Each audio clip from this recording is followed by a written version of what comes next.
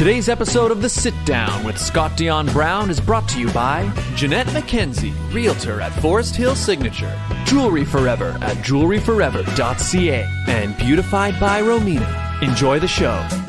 Broadcasting live from Glenmore Record Studios in Toronto, this is The Sit Down with Scott Dion Brown, your Sunday morning talk show with interesting guests, live musical performances, and the most fun you can fit in your coffee cup. Hosted by Scott Dion Brown and Regine Alaina, this is The Sit Down with Scott Dion Brown.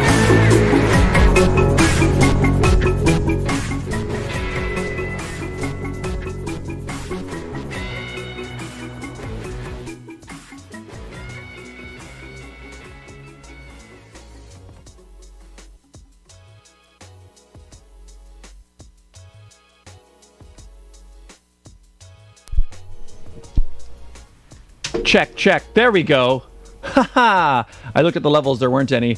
Oh, what a beautiful morning. Hi, everybody. Welcome to episode 217 of The Sit Down with Scott Dion Brown. I am your host, the one, the only, Scott Dion Brown.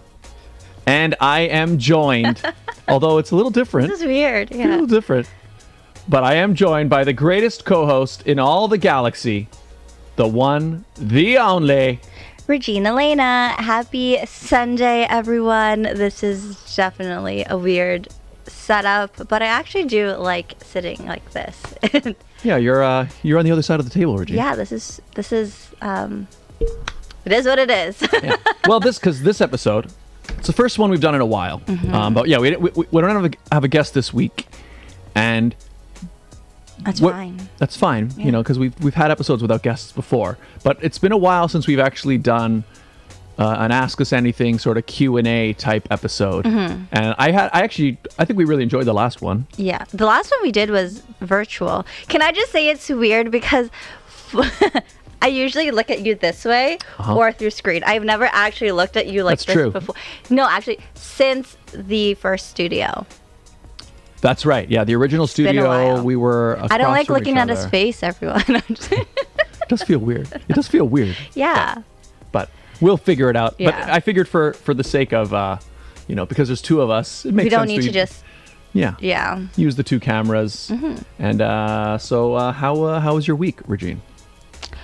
My week... How was my week? My week was good. Very low-key quiet, which I feel like my life is right now, which is nice. Nice. But yeah, that's my week. First off, congrats to the new queens of Galaxy UK. I spent my weekend watching the Miz, the Misses, the Teens, and the Junior Miss, and tonight is the Miss. So. Oh, good luck.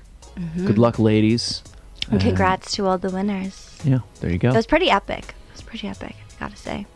How was your week, Scott? It was pretty good. I'm actually, one thing that's nice about it is, so I've talked about it for a long time on the show, is my movie Storage Room B. Mm-hmm. So it was finished quite a long time ago. Yes. Well, it was shot pre-pandemic, edited during the pandemic, submitted to some festivals.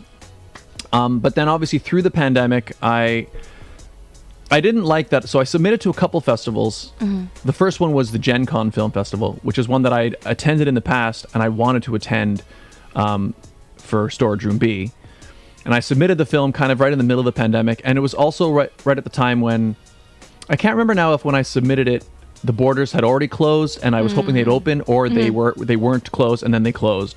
But either way, it was like I was really hoping to go, and then I couldn't go. Yeah. And so when that happened, it kind of made me slow down submitting the film to festivals, because I was like, I don't really want to sending all these places. Like, I like to attend the festival if I can be there. And so I finally spent some time going back into the movie and re-editing it and fixing a couple things that I was never quite happy with. Yeah. And I got it to a really happy place. Good. And now that we're kind of on the other side, or more or less on the other side of the pandemic, I've started to submit it to festivals again.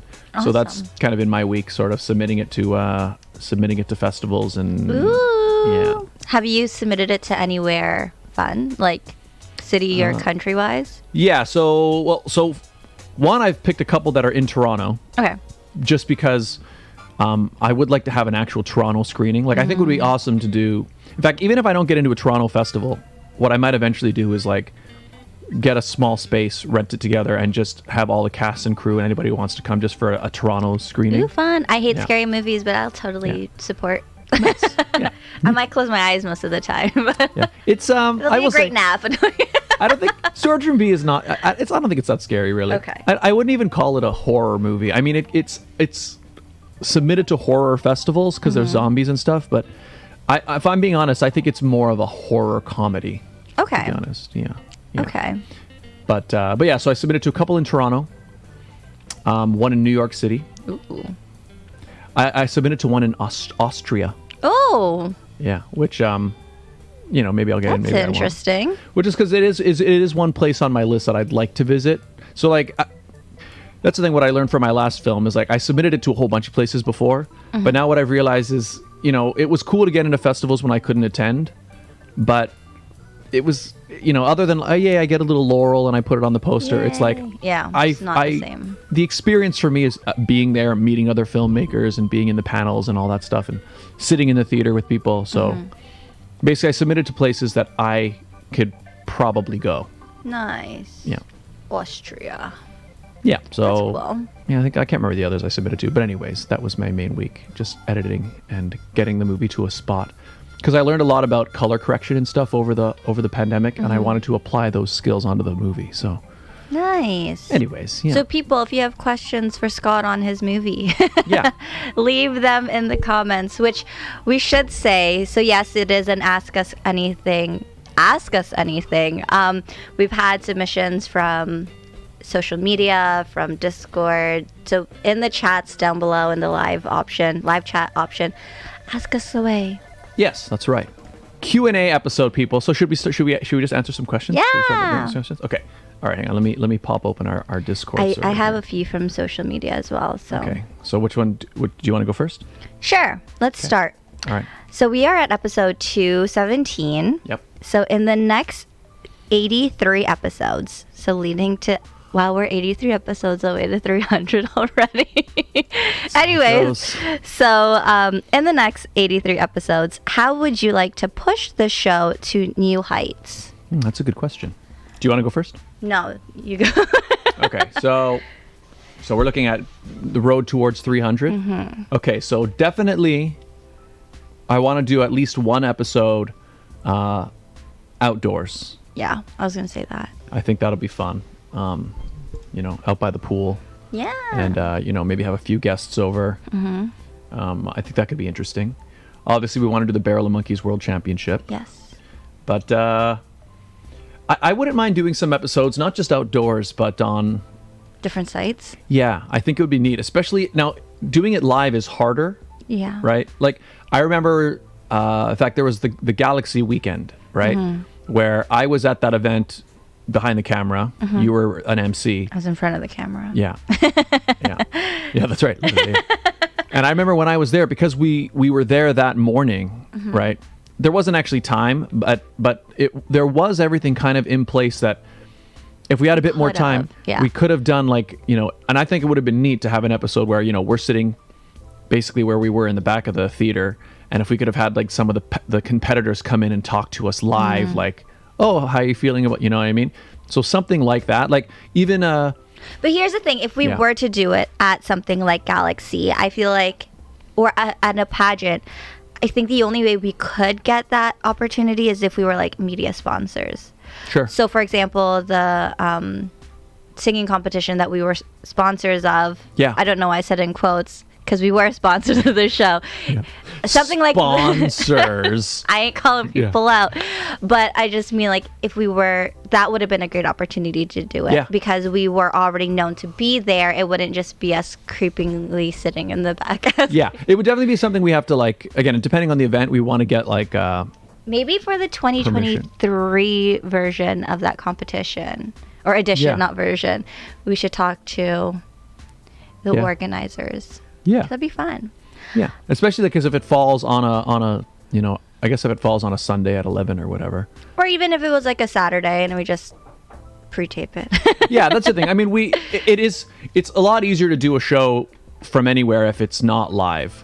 So maybe our goal between now and 300 is to do one episode somewhere else. Yeah. Like I even like the idea of like, so if, when I get into a film festival, get permission to set up somewhere in a corner, and we can just do an episode where we sit and chat with any of the filmmakers who happen to be there from the location. So I guess I gotta go to all these festivals. We're traveling, Regine. We're traveling. Hey, I got a passport. That's all that we need, right? Yeah.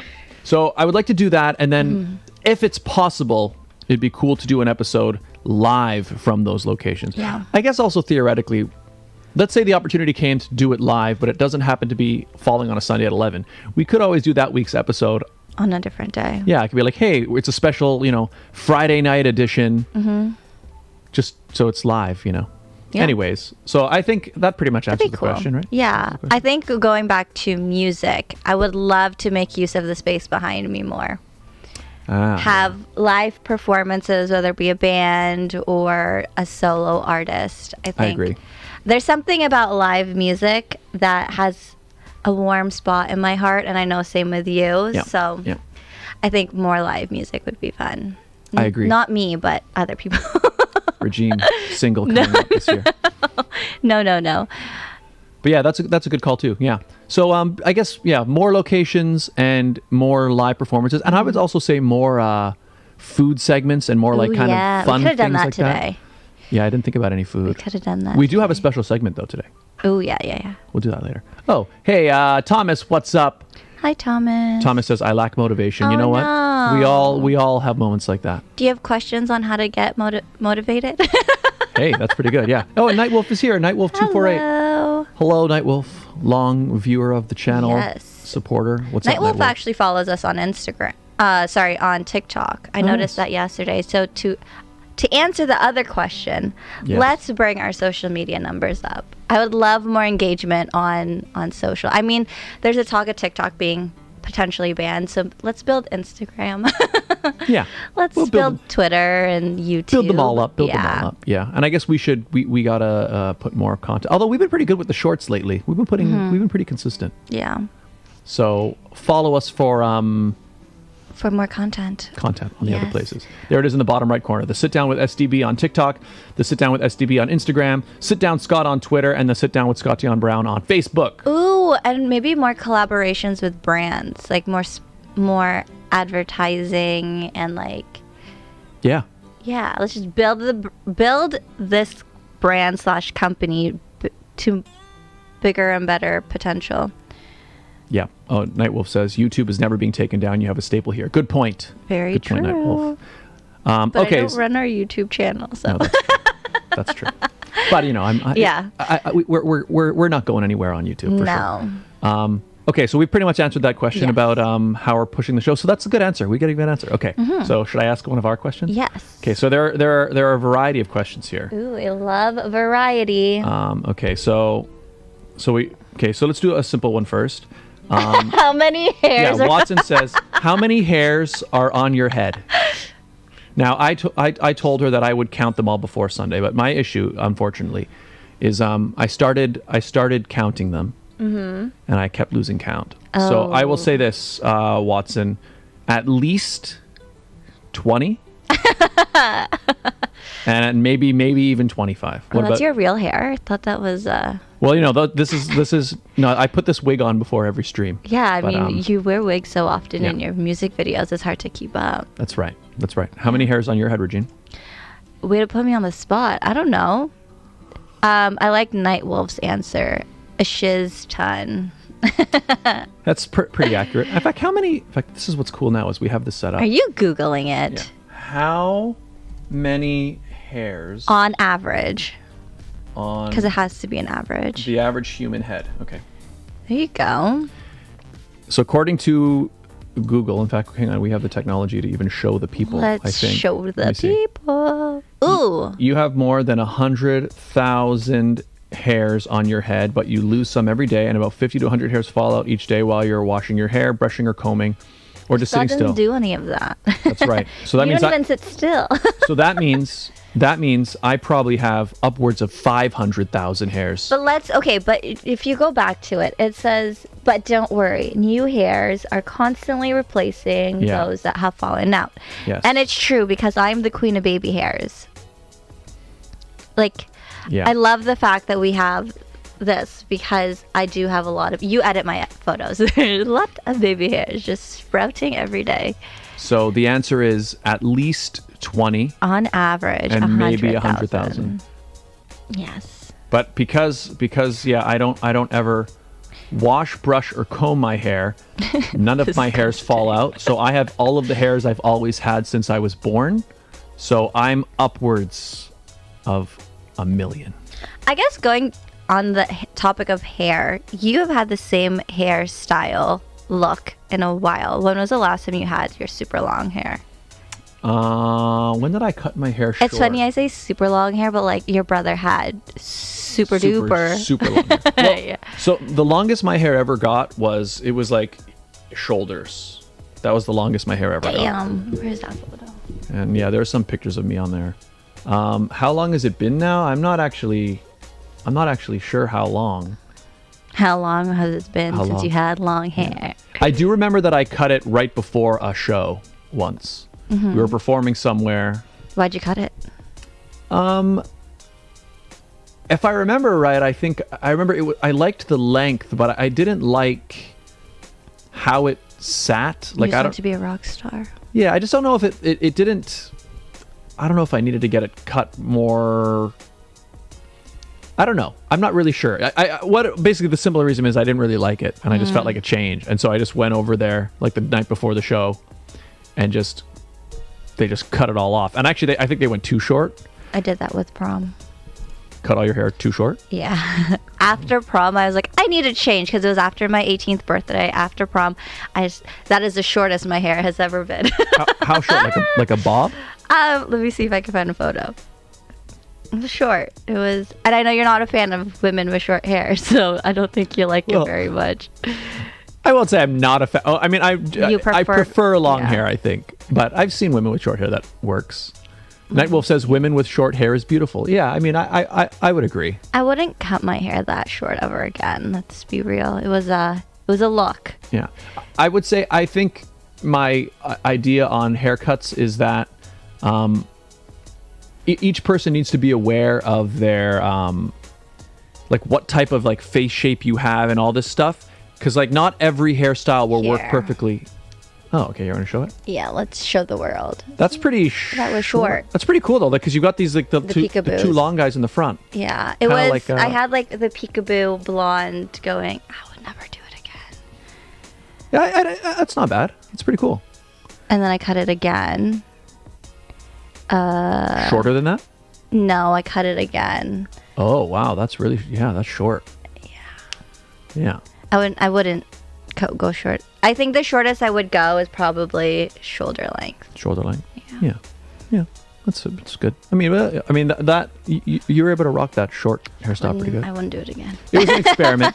Let's try. I don't know if I could ever grow mine super long again. I kind of like my hairstyle. Like there's length that I can play with it, but it's still controlled. Would you ever dye it a different color? Not for like my own personal, like if I had to dye it for like a role, like someone's like, oh, we need you this, then yes. But if I'm being honest, I like my hair color. I don't really. But if you were to dye your hair any other color,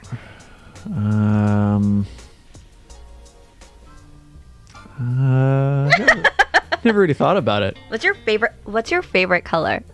I mean, blue. Would you dye your hair blue? I've had blue hair before. I don't know. I mean, it could be kind of funny. Can we dye your hair blue? But if you get to 4,000 subs, can we dye your hair blue? It would have to be higher than 4,000. Okay, 5,000. Because here's the other thing, right? Because I'm an actor, and it is important that you have to look like your headshot. So if I were to like show up and tell my agent, oh, I have blue hair now, by the way. I had blue hair. Whoa, here, show them that. I've gone blue. Blue hair. That's pretty nice. It's like not like a super, super bright blue. It's like a bluish, like highlight type hair. Yeah. I don't think I would go blue. I mean, Should we do like the temporary one? where you like spray? Yeah, and you just wash it off after. I mean, I guess I could do that. Let's get Scott to 5,000 subs. Blue hair, temporary blue hair at 5,000 subs. There it is. You've heard it here. Scott, your hair is perfect for your role. Any role you will play. Thanks, Night Wolf. Aww. What do you say? Appreciate I it. prefer short hair mainly because everyone I love has had short hair. Had short. Yeah, fair enough. Aw, that's so sweet. I mean, My I've seen, you know, well, if we're talking women, I've seen lots of women I've seen several women with short hair that rock it really, really well. Handsomely, Scott Dion Brown strokes his manly chin, trying to remember when he had his hair last. Well, I mean, that's the other thing. Like, I've been cutting my own hair since the pandemic. Fair. And like, so I don't even, when was the last time I got a haircut? It was I can't cut years my ago. own hair. I have been traumatized. I've been, in fact, so the thing that I've realized now is the way I cut my hair is like, I'm just always cutting it. Like actually this morning when I woke up, when I was getting ready, I hacked a couple pieces off. I'm like, oh, that's sticking out. Boop, boop. That bothers me so much. It's just part of my everyday routine now. And I figure if I always do that, my hair will never be long. Oh gosh. I think we should get you proper hair cutting scissors. I got some. I ordered them on Amazon. Oh, okay. Well, there you go. Yeah. Okay, next question, sir. All right. Okay. Let me see. Okay. This one is from Nightwolf, but a different Nightwolf. So Nightwolf in the chat is Nightwolf, a knight that is like riding a horse. KNI. Right. GHT. This is Nightwolf as in of the evening. Oh, Okay. of the evening wolf. Yeah.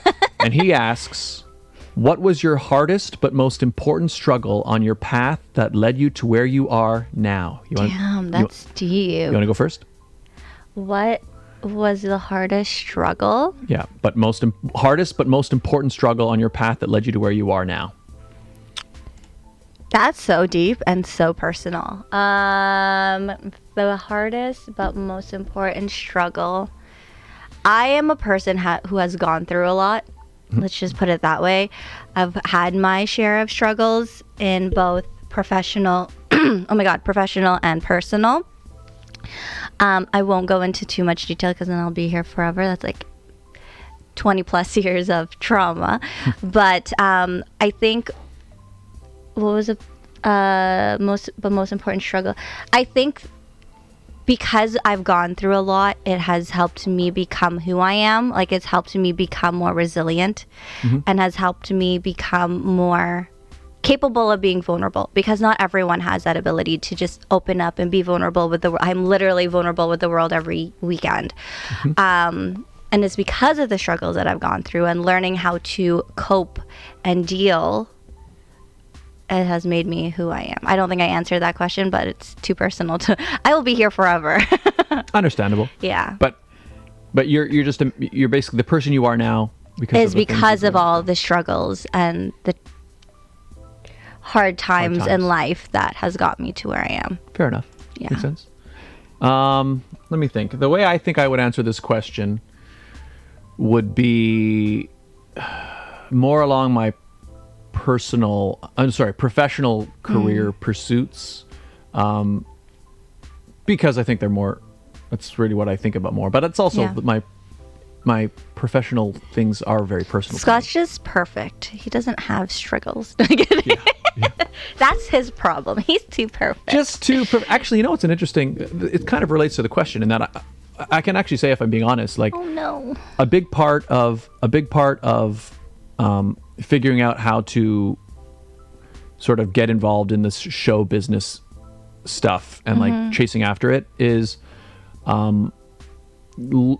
realizing that you have to get used to disappointment and rejection, because that's what happens most of the time. Yeah. And actually, I think a big part of that I didn't realize, like when I was growing up, right? So like if you asked, 10-year-old me what I was going to be, I'd be like, oh, I'm going to make movies and make, all this stuff. Like, it's always what I wanted to do. Yeah. Same thing all the way through high school. And, I was making movies with my friends with our little video cameras and all this stuff. And it always felt in school going through, I was like, oh yeah, definitely. Like I'm going to, so I make this movie, and then I'm going to go up, and I'm going to do this, and then I'm going to become this, and this. And then what I realized after you graduated is that nothing happens on its own, you know? And so I think I remember when I first graduated high school, and, you know, then I was in university, and then I was like working at a coffee shop, and nothing was really happening. Mm-hmm. And I look back, it's like, obviously nothing was happening because you weren't going out and doing the things that you needed to do to make it happen. You were working at a coffee shop. Yeah. And I think a big thing I had to learn was you have to kind of you have to put yourself out there and do it yourself. And yeah, I think there was this realization. I don't know if it was just the way school prepares you. It's like school tells you, you know, here's your assignment, go do your assignment, and this is the mark you're going to get, and then this is the next one, right? And I feel like I was waiting for the next assignment, but nobody gives you the assignment. You have to look for it. You have to go out and get it yourself. Yeah.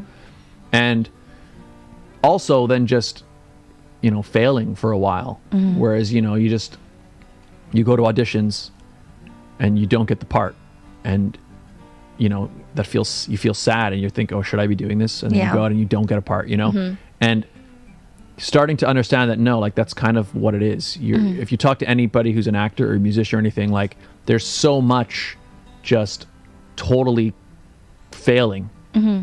And then every now and again, there's one little thing that happens that's like, it wasn't the biggest thing, it wasn't the best thing, it wasn't the thing you wanted, but it's one little step, and you can use that step to maybe move up a little bit so that now you can maybe try some other opportunity, And it's kind of that way, but you have to almost get comfortable with the idea of like, yeah, this person's going to completely reject you and think that you're no good, and you have to be used to that and just go. Mm-hmm. So wait, what was the question? Hardest, most important struggle on your path is that getting comfortable with rejection and failing, and finding that motivation to just keep going. Yeah. Yeah, I think that's a good one. Well, our Night Wolf in the chats got into it too. Yep. Answer problem. I'm flying. I might. I rather replace. I would help my mom get replaced, but I understand. Yeah, that's a It's a deep That's answer. an aggressive hardship, Night Wolf. Yeah. And I know you've been through a lot, because you mentioned it in the chats as well. And I find your strength very inspiring as well. Mm-hmm. So keep going. But thanks for also answering the question. Yeah, that's really nice. That's really nice, Night Wolf. Markiplier, a very famous YouTuber, talked about that. His solution is to do it. Yeah, I mean, that's really what it is at the end of the day. I know I struggled for a long time with when you don't get the result you want, it can be hard to keep finding motivation to keep going. But you kind of just keep going one little step at a time every day. Exactly. Yeah. Good questions. Great questions.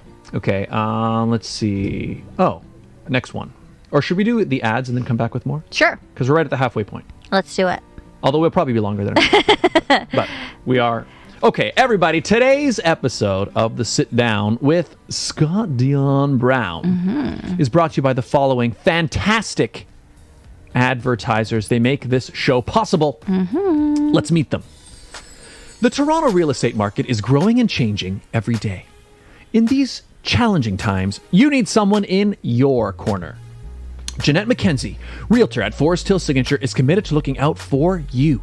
She'll go the extra mile to ensure you have all the information you need to make a decision you can feel confident about. Purchasing a home is one of the biggest financial investments you'll make in life. Don't leave it to chance. Call Jeanette McKenzie at Forest Hill Signature. She's my realtor, and she could be yours. Call today at 416-523-0408 or email at jmckenziehomes@gmail.com. Jewelry forever. Conveniently located at CF Markville Shopping Center on 5000 Highway 7 East of Markham, they do custom-made jewelry repairs and change watch batteries, all done on site.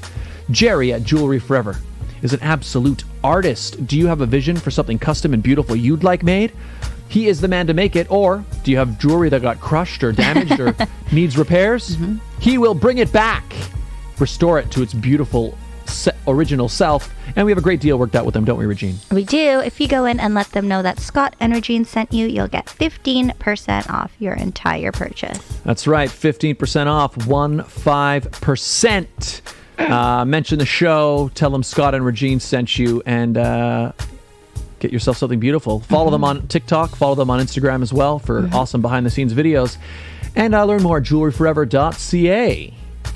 Beautified by Romina. Internationally trained hair and makeup artist. She is the official hair and makeup artist of The Sit Down. As you see, she does everything from our photo shoots, but she also does corporate, pageants, weddings, date nights. If you just want to feel good about yourself, she'll make that happen. That's right. She's absolutely fantastic. If you get a huge sunburn on your nose, come back from vacation and you're about to go on stage, do you look like a strange clown? She will make you look like a person. Hit her up on Instagram and Facebook at Beautified by Romina. There you go.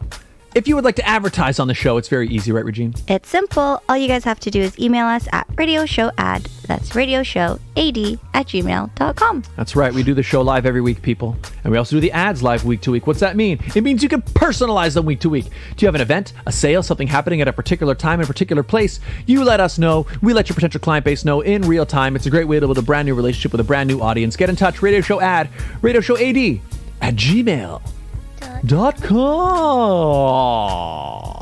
And we're back. We are. This couch is actually really comfortable. Now I understand why everyone's just like, why the back guests here. The guests are just having so much fun on that couch. Yeah. So people, if you're just tuning in, we are here today for our question and answer episode. Ask us anything. Ask us anything. That's right. Nightwolf says, I'm going to sit and listen now. I'm cleaning. All right. You sit on the sit down. You sit and enjoy. And should we go to our next question? Yeah. Okay, let's see. You have so many. Say asks, what made you decide to start YouTube? And then this one's more specific to me, but we'll answer the first one first. But the second one is, and what led to streaming Brawlhalla tournaments? So first off, you want to go first, Regine? What led you to start YouTube? The sit down started, and then I was like, you know what? I guess I have always wanted to join the YouTube fam, but I never did because I didn't have the confidence in myself to do it. And then the sit down happened, and then you and I became friends and got closer, and I kind of got inspired and joined YouTube 2 years ago officially. Bam. Yeah. There it is. And then the pageant sit down happened, and here we are. Here we are. Yeah. How about you, Scott? I first started YouTube a really long time ago. In fact, you know what's interesting? I remember when YouTube first came out, I watched it a little bit. Like 12 years ago? Yeah, like whenever it came out. Yeah. Oh, sorry. Yeah, I guess, is that when it came out? Yeah, I think it is, right? So. The thing that I actually didn't like about it was that for me, I didn't see it as a platform that I could put like real film stuff on it. Because it was just people with like their video cameras or their phones just like making silly videos, and I wanted to I didn't at the time I didn't see it as like a place that I could actually I'm not going to use that for making movies, like it's not something to focus on. But then as the years progressed, right, other creators started putting things on that were like more professional and using it as an actual platform, a professional looking one.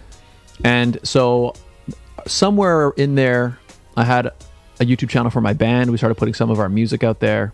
And then I can't remember exactly when, but at some point I decided to make my own channel. And again, just put music covers and stuff like that. What was your first YouTube video? I believe my first YouTube video was a cover of the song from Godspell, Beautiful City. I'm pretty sure that's my very first video. Let's fact check. Yeah, and again, it was just a place where I could just throw some music up on there.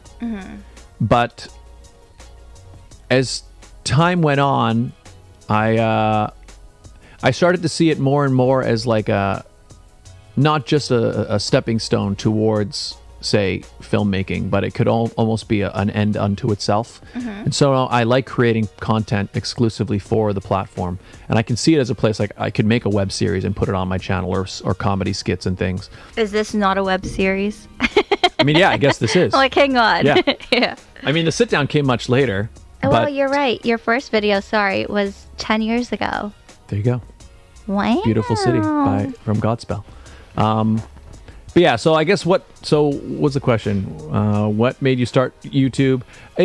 I've always wanted to create stuff, and when YouTube finally got to a part where I felt like it appealed to me, then it just was a logical place to put it. And now I like it because it kind of works as I love the idea that it's just a direct to my audience thing. I can create something, and I don't have to I don't have to like get somebody else to approve it or fund it or anything. I just create it, put it out, and then if people like it, they like it, and they don't. So I really like that. And then the second part, what led me to start streaming Brawlhalla tournaments, the pandemic. Like, I had a little bit of gaming on my YouTube channel, but I was never live streamed. And then the pandemic, we were used to doing the sit down every Sunday. Yep. We had to cancel the show for the first time when the pandemic hit. And I felt weird not being live, so I thought I'll jump on and play a video game. Brawlhalla was on my computer. Boom. And then somewhere in there, at first I wasn't doing tournaments because it didn't occur to me to do that. And then somebody in the chat was like, hey, maybe you should try to do a tournament. And I kind of ran with that, and now I do them every week. Nice. Yeah. That's awesome. Yeah. Nightwolf in the chat says, Scott is incredibly talented and he doesn't have the popularity as much as he should. But I'm going to be selfish here. I'm glad he isn't because I have someone that's cool to talk to me. Oh. Thanks, Nightwolf. Scott's not popular. Just kidding. Well, I mean, yeah, but that is the big challenge that happens, right? When YouTubers get to a huge size, and then the chat starts to fly so fast, where it's like it's hard to like even keep up with things people are saying. People like Nightwolf. Yeah. So. Well, Nightwolf has been there since. Oh yeah. Since your first stream, no?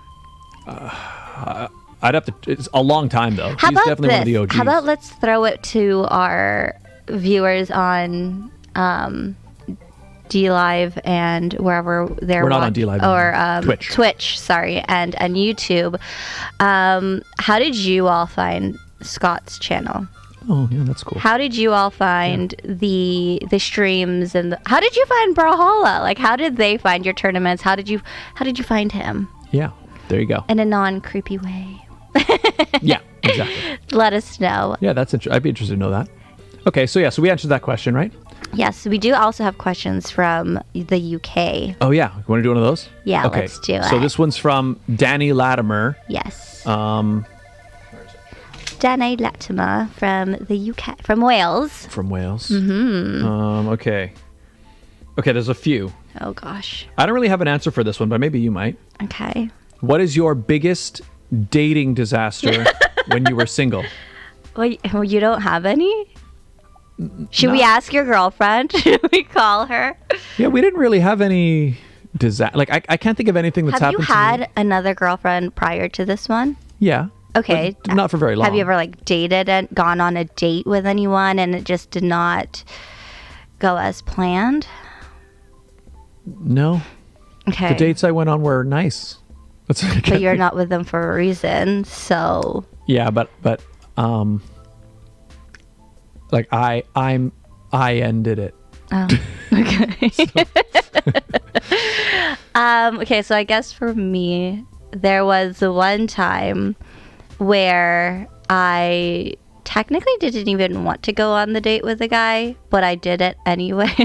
Okay. And so we went, and typically, I know you're a vegetarian now, but like when you say to someone, let's go out for sushi, the first thing that comes to mind is all you can eat sushi, right?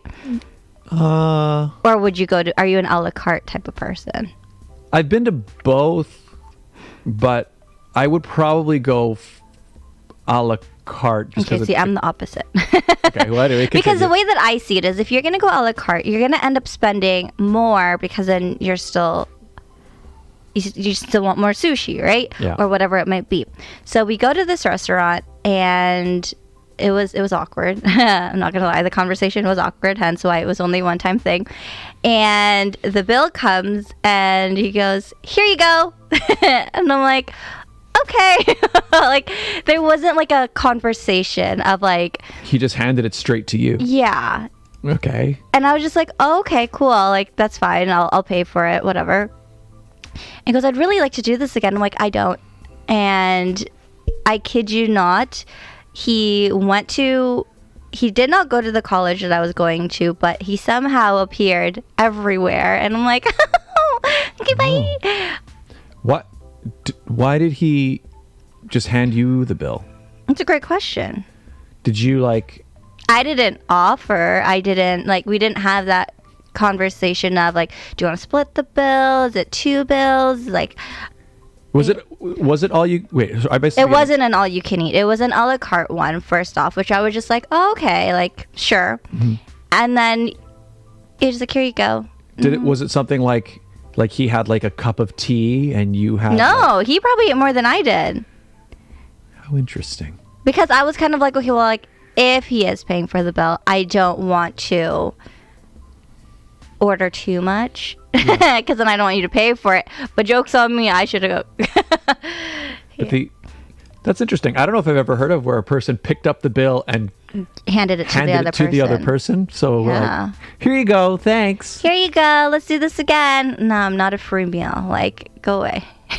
How interesting. Bye. I think that what got creepier was the fact that he did show up everywhere, and I'm like, I don't like this. Yeah. I've actually had that happen, not often, but even like my first couple of years of college, where you would talk to someone and they just show up everywhere and you're like, why are you here? Mm-hmm. Not in like a creepy way, but kind of like borderline creepy way. Yeah, that's something that I think women have to deal with much more than men. It's like, it didn't help that I worked downtown. I went to school downtown, and then they knew where I was, and I'm just like, "Ooh, goodbye." Yeah. No, thank you. Yeah. Well, that's probably why I didn't like going on dates for very long. That's a pretty good answer to the question. It was gross. I should also say, the reason I don't have like, I think I made it sound like, no, my date, but all Scott's dates go great. But the truth is like, because most of my experience with like dealing with girls through, say, high school and stuff, there wasn't anything, because I was too like I never really actually approached. Was there ever like a bad way of breaking it with a girl, ending it with a girl? No. Even that, I would just say, so like I remember there's one girl that I liked in high school, and like... Have you ever been heartbroken, Scott? Yeah, kind of. I mean, well, in the sense like, so like I remember like I finally, after like a long time, kind of like just told her that I liked her, mm-hmm. And she didn't, She didn't like you back? No. And so... Aww. And so I was obviously sad about it. And then we kind of just didn't really talk to each other like for a long time after that. Yeah. Although I did learn an important lesson, though, is that the fear of being rejected is actually worse than actually being rejected. Because once the person has told you no, mm-hmm. right? Yeah, you're like, oh, that sucks, that's sad, right? But at least you're not sort of like sitting around all the time, like hoping or like thinking or like wishing that, you know what I mean? Yeah. It's like once it gets ripped off, then your brain can start to like...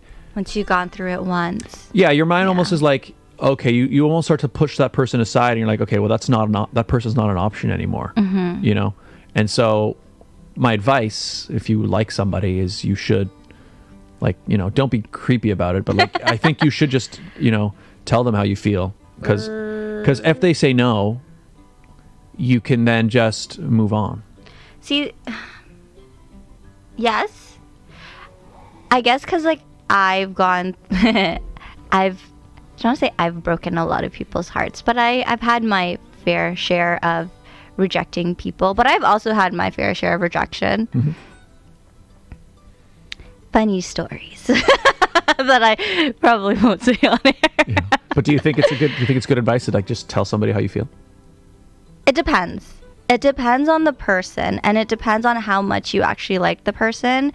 because say you've invested a lot of time, right? Like, okay, I'll share a story. So I'm not going to say what part of my life it is because then people are going to know exactly who I'm talking about. But there was a point in my life where I was friends with a group of people, and one of them had a crush on me. And it was one of those things where it was like an unspoken crush that we all knew he liked me, but we didn't discuss it because I did not like him. Yeah. And I didn't want to be that person. And then there was a night where he got drunk and told me how he felt. And because I knew he was drinking, I knew this was liquid courage talking. Yep.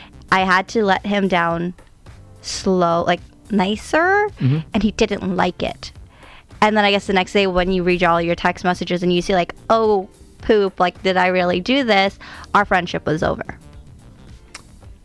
So he was too, so do you think it was... I think he was embarrassed as well, but also upset at the fact that I completely rejected him in the way that I did. So do you think the problem then was not necessarily that it was rejected, but like more how you did it? Or maybe it was just both. Both. Because like after that, like we were friends for years prior to this happening. And even till this day, like his wife now, I think, knows that he did like me and we just don't talk. Gosh. But it's sad because he was my friend and I did like him as a friend. Like he was one of my best friends, and then, you know. Yep. Yeah, I think even in that case, I think, well, maybe it was messy and there was alcohol involved. But I think in the long run, I think it's better.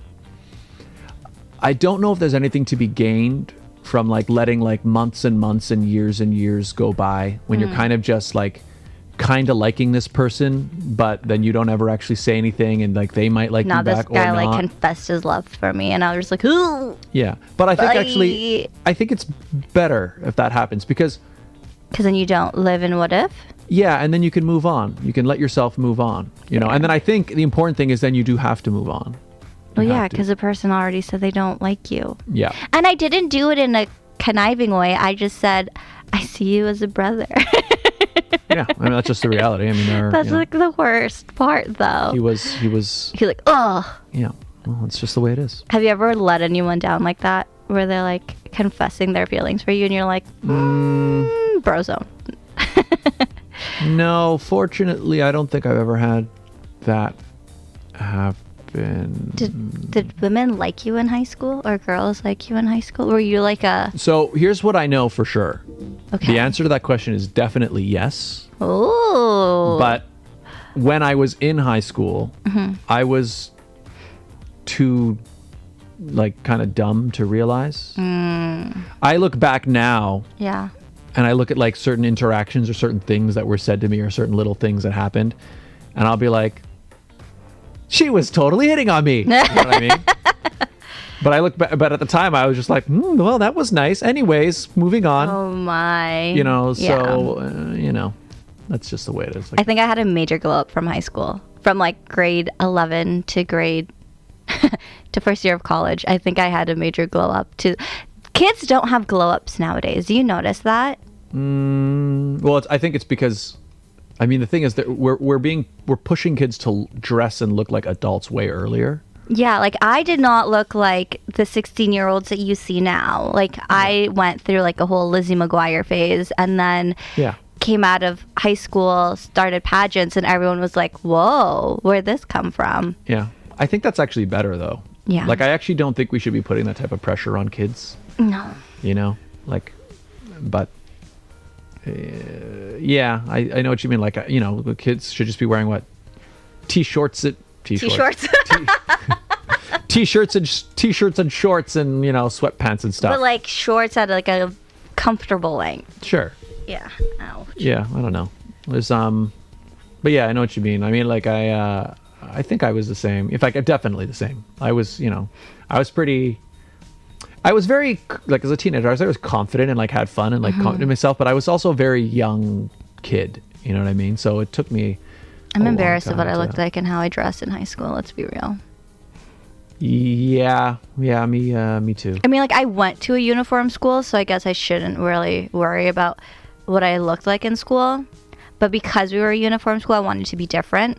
So I colored my hair a lot. I had colored contacts, and then I had bangs, and I think it was the bangs that did it for me. And I had braces. Like I went through the it was It's part of growing up. hence after prom just chopping off my hair. There you go. Big changes. Yeah.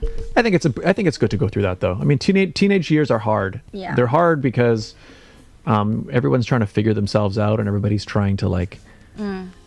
It's a funny thing because when you're a teenager, you feel like you don't fit and like you don't know, what you're supposed to be doing, and everybody else feels like they have their thing together. Once you get older, you look back and you realize, no, nobody knew. Everybody was just pretending. I'm an adult and I still don't know what I'm doing with my life. Like, let's be real. Me too. Yeah, there you go. Be patient with yourself, people. That went from horrible dating stories to horrible high school. Yeah, it was a good question. Thank you, Danny. Yes. Okay, next question. Let me see. This is another one from Say. If you could represent your childhood in 2 words, what would it be? You go first. 2 words. I had an awesome childhood. I'm very happy with my childhood, actually. I was very lucky. So if I could represent my childhood in 2 words, I would say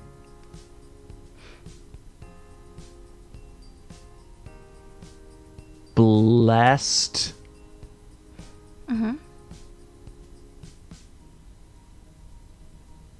Happy. Nice. I mean, I know that I've been very lucky in, having, I didn't have like, obviously the problems that I had were the same problems that like teenagers have, like, oh, does this girl like me? And, oh, my sports team didn't win. And, oh, my, You lived a very privileged. Yeah. But like in terms of actual, any real hardships, I mean, I guess put it bluntly is like, I was fortunate enough to be one of the kids who I didn't have to worry about adult problems until I started to become an adult, which is the ideal situation, what you want for all kids, and a lot of kids don't get that. So I just can't I have nothing to complain about. That's good. My childhood, yeah. Let's say I'm the opposite. I'm kidding. Yeah.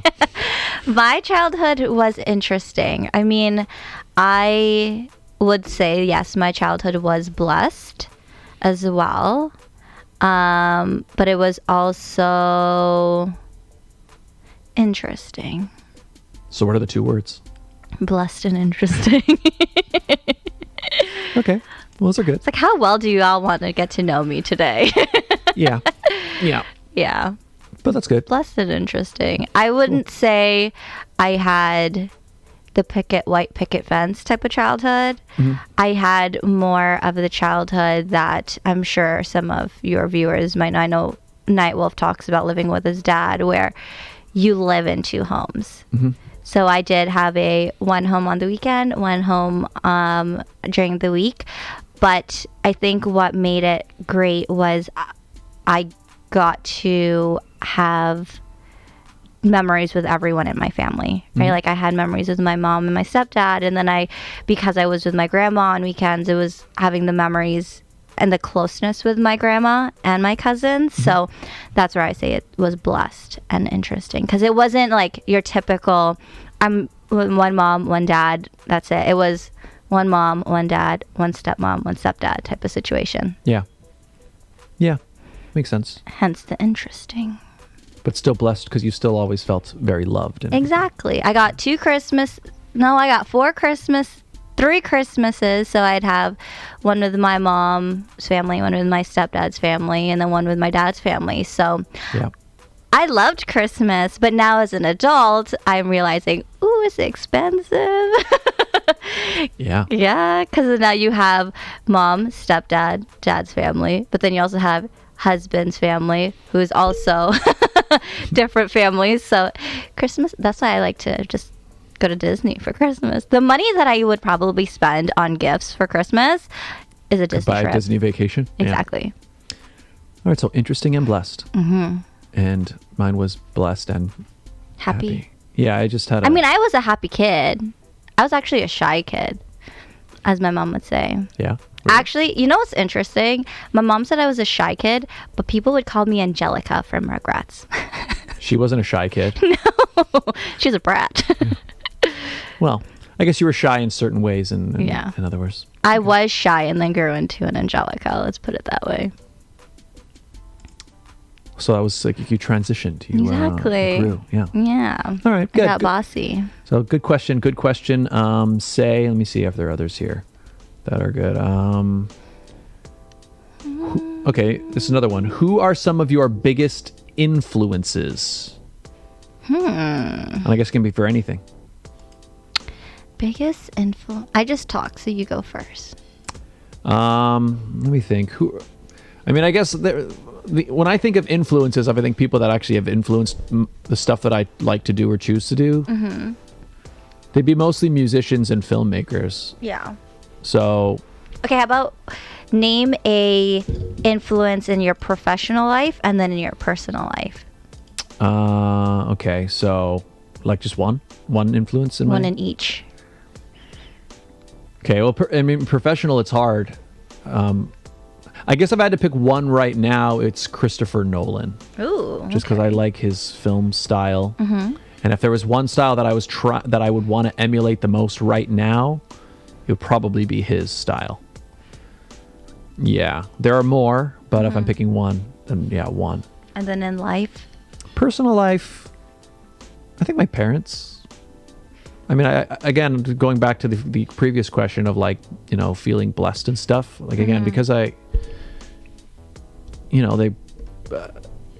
both are, hardworking, loving people. Mm-hmm.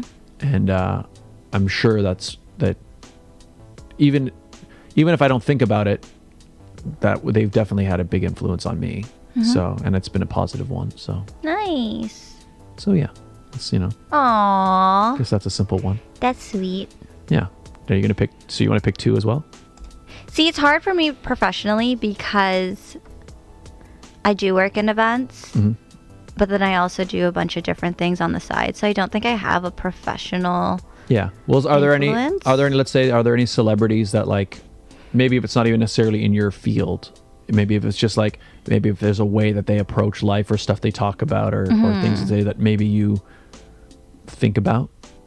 I think I do follow a lot of influencers and YouTubers, and there are ones that I watch and I'm like, I guess I see their family dynamic or I see how they are with people in general, and I'm like, I strive to be like that. Like when I have kids, I want them to be in a happy and blessed household, right? So seeing how they are with their families and how they are with their kids is inspiring to me because that's what I would like. Yeah.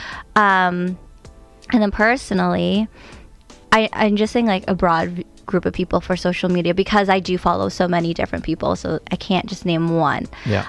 Personally, I would say my inspiration is, I don't know, my mom for sure. Mm-hmm. My mom has gone through a lot in life that inspires me. Same with my mother-in-law. They were both single moms, and the struggles that they both went through, very different, but to see them both go through what they did and see where they are now is very inspiring. I don't hope to be a single mom one day, but just to see that they were able to thrive. Yeah, their strength is inspiring. Yeah. That's a good answer. Yeah. Good answer. Those are my answers. Again, how well do you all want to get to know me today? Yeah. That's this episode. We would go all in like this. We could just be here all day. Exactly. Yeah. How much time do we have? Yeah. But good questions. Good questions. Oh, Rosanna Shaw in the chat. She goes, "You forgot talented." Oh, is that for the 2 words thing? Oh. You had a talented childhood? I was always going after your dreams. Yeah, but if I'm picking my 2 words, I'm happy with the ones that I picked. There you go. Okay, we have another question from the UK. I like this one. If you could take any parts one part from 3 different animals, okay, to form one super animal, what would it be, Regine? And actually, we're gonna have some visual aids with this one. I'm excited about this. So you go first, Regine, and I will try to recreate it. Okay, but okay. So you can pick one part from 3 different animals, any part, to create one super animal, what would it be?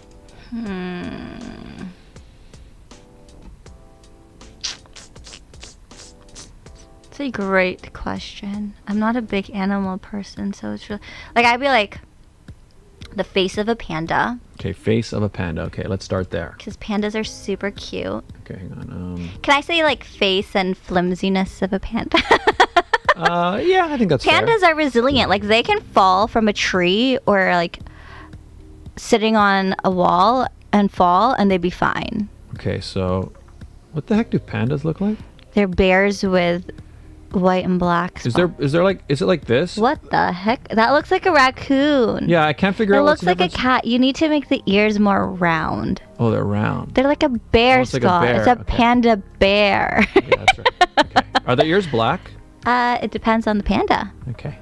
This one has black ears. It looks like you're drawing the raccoon from Kung Fu Panda. But I want to draw the panda from Kung Fu Panda. What do That pandas doesn't look like? look like Poe. You know what? I'll give it to you. It looks like a raccoon, but It's fine. It's It's close so enough. pandas. Okay, so face of a panda. let's say speed.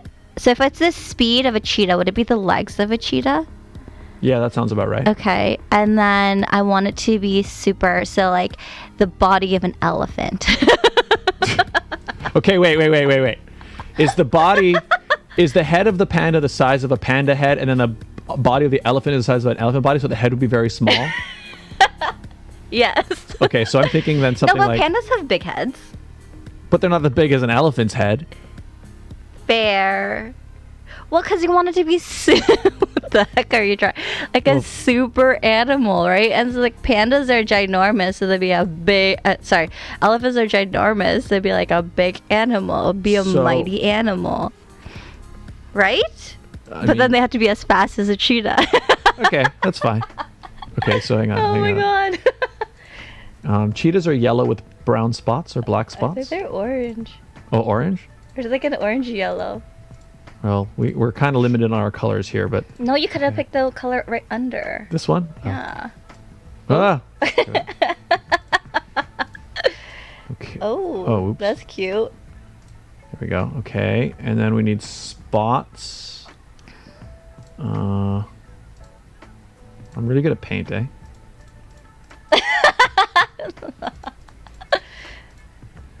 It's good, right? Because pandas are cute. I do love panda. Oh, I got a lot of endangered animals there, don't I? Yeah. Elephant, panda. Are cheetahs endangered? Uh No, it should be like the tail of a panda. I'm kidding. oh, tail of a panda? I'm kidding. That's a third. No, you can't. That's not allowed. That's against the rules. Why? It's still Because a you could- panda. Yeah, but you said the face of a panda. You can't put in the tail of But a see, I panda. also That's a said I third- wanted to be the flimsiness of a panda. So it'll be a very Oh. flimsy, fast elephant. It would be a mix there. There's like the wrinkles in the elephant's skin. Good idea.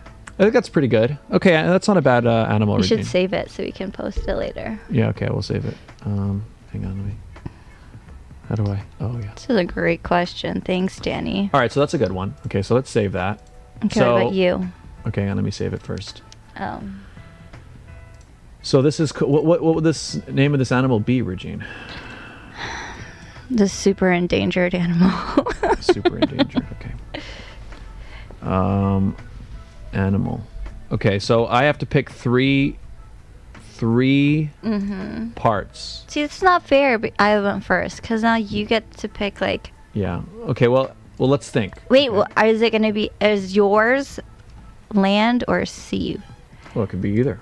Right? Ooh. There's no rules. Okay, go ahead. Could I pick a brain? Is that a part? Does that count? She said face, body, legs. So we're talking just the exterior physical characteristics. That's why I said I went aesthetically appealing. I said a cute panda. Okay. All right. Let me think. Now, what type of animal do I want to create here? Am I creating an animal that we would want to be friends with, or am I creating an animal that like is just the best? Like I'd be scared of it. Do a scary one since mine was a cute, flimsy elephant fast. Can we pick So I'm going to try to pick the most lethal predator then. Okay. And then we should do one together. Okay, fine. Okay, so here's where I am with this. Okay. Okay. We're trying to make the most lethal predator, okay? I will first choose the head of a great white shark. Okay? That's actually pretty good. You want to know why it's pretty good? Why? Because I used to kind of draw sharks pretty often back in the day. Oh. Okay? So it's Okay. the head of a great white shark, okay? It's Can got you- no neck, Scott. Well, it's just the head. I mean, it's like kinda There's like no that. neck. It's fine. Okay. It's got the, hang on, I think I made this too big. I got to zoom out of it. Okay. There you go. It's got to have the, Is turning into a water animal? no, just the head. Can the animal be extinct? Are you making it a dinosaur? I was thinking in that way. Go ahead. So it's going to have the legs of a Tyrannosaurus Rex. Jeez Louise. You forgot the body. Oh, we're getting there. It looks like webbed feet. Well, no, it's just because I have to put the claws. Look. Okay. Okay. Okay. See, And I it's- would have just copied and pasted actual images of animals, so this is actually more entertaining. This is, You must be good at Pictionary. you know what? I'm not bad. Okay, now I need to pick the third one. What kind of body do you want it to have? If I want to make the most apex predator, Like a sloth. that would be, no, it needs to have, I mean, maybe it could be a cheetah, but it needs to have strength. Like a tiger, like a lion? Yeah, okay. Yeah, I like that. The body. Although, wait, does it have 4 legs then? Yeah. You can have four maybe that- dinosaur legs. Oh. 4 dinosaur legs. I was thinking it would have 2 lion legs and 2 dinosaur legs, but that The doesn't really legs make have sense. to be from one animal. You're right. Okay, that's No true. cheating, Scott. So true. Okay. So the body. Maybe you should have drawn the body first. Well, I didn't know what body I wanted at the time. Okay. So, yeah, you know what? I'm liking this. This is what it's all Oh about. my god. Okay. Okay. Right? Okay. And then, Look at the little tail. well, no, we haven't made, that's not the tail. That's just like no, the tail would be like this. Oh, that's the butt. Oh, wait, the people at home can't see the tail. Hang on. Wait.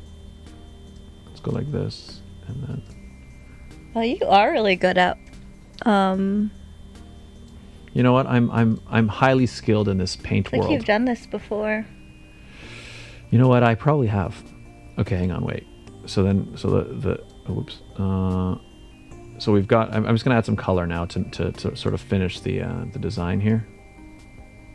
Okay. So it'll be something like that's the color there, and then the lion would be this color. Uh-huh. Like that. Uh-huh. Yeah. Uh-huh. And then. The dinosaur legs. Oh, okay, hang on, it's not sealed. Wait, we'll fix that in a second. So then, these are the claws. Mm-hmm. And wait, let me just close this up. Okay. Those are the claws, and then I'm not sure what color T-Rexes were, but in this case, Yeah, T-Rexes are usually like a green. yeah, we'll go this route, and this will give us like. Yeah, so I guess this is my animal, I guess. So he's an apex predator because he has the jaws and the head of a shark, and also like sharks, they're just like hunting machines, right? And he's got the speed of a lion, but he has the Body legs of a lion. T-Rex. Okay. I would not want to go into my poor panda, elephant, Yeah. cheetah legs. If they got in a fight, then yeah, I think he would win. I And he's- think my animal can just sit on yours. Oh yeah, maybe. And oh, it's that's right. fast, so it can run away quickly. Because he does have that's true. He's got the speed, but he's also Exactly. huge because he's got the elephant body. See? Okay, now you wanted to do one together? Okay, but what animal? Okay, Night Wolf, if you're still in the chats, or if anyone is in the chat. Pick an animal? Yeah. Pick an animal body part. And then we'll pick one each. Okay, well, so you pick one first. Or should I pick one No. first? Let's wait. Night Wolf, are you Okay, there? anybody in the chat if you want. You Yes, can pick Rosanna, you also pick the one. body of one animal. Ooh, we should get... If Rosanna's there, pick a animal body. No, Well, we'll Night see. I mean, Wolf will pick they the- might, yeah, depending if they're in the chat or not. Just pick an animal. Yeah, okay. Name animals, throw it in the Well, we need a chat. body part too, though. Yeah, but then we'll see what animals they pick, and then we go from there. Okay, so we should wait for now then until we hear from them. Or you start. Okay, let's think this through. What kind of face do we want this animal to have? So now we're not trying to make like any specific predator or anything. No. Maybe like maybe like cuteness. Should do like a baby Yoda face. Just kidding. That's not an animal, though. But something like it. Like what's a really cute animal with a really cute face? A panda, a koala, Or like a bunny or something? a red panda. You really like pandas, I I guess. do. We can't pick panda again. We already picked panda. But a red panda doesn't look like it. I like my favorite, like cuteness wise, would be pandas, red pandas. Red pandas aren't that cute. Pandas and koalas are my two favorite. So why don't we pick koala? Okay. The head of a koala? I think I can draw a koala. You basically did with the panda. No, I think because koalas, I think I can draw a koala. Or should we do, what else is a cute animal? Like a dog? Okay, so the face of a dog? Which dog? What kind of dog do you think is cute though? What are really cute faces? I love a chow chow. What's a chow chow? Okay, bring me a picture of a chow chow. Is it You like just draw your dog. Cooge? Yeah, he's a cutie. Okay, wait. So we're talking like This is a chow chow. it almost looks like a bear. It's a cute dog. It is cute. Look at it. And its tongue's black. Okay, so it's kind of like this, and then it's kind of got like this going on, like that. It's almost like kind of like a weird bear like lion a bear thing. lion, yeah. Okay, so that's the head. Okay. You gotta get the ears in there. Oh wait, what do the Scott. ears look like? I can't even see the ear. Oh, they're like little. They're little floppies. Okay, like this. Little flops. It Okay. looks like a bear. That's what I mean. It does just look like a bear. It's cute though. Yeah, it's fine. Okay. I also like the Newfie dogs. Okay. Well, we've Have already you picked. seen a Newfie dog? I think I have, but I can't really remember what it looks like. Okay, show so you. the head of that, and then what's the body? You tell me.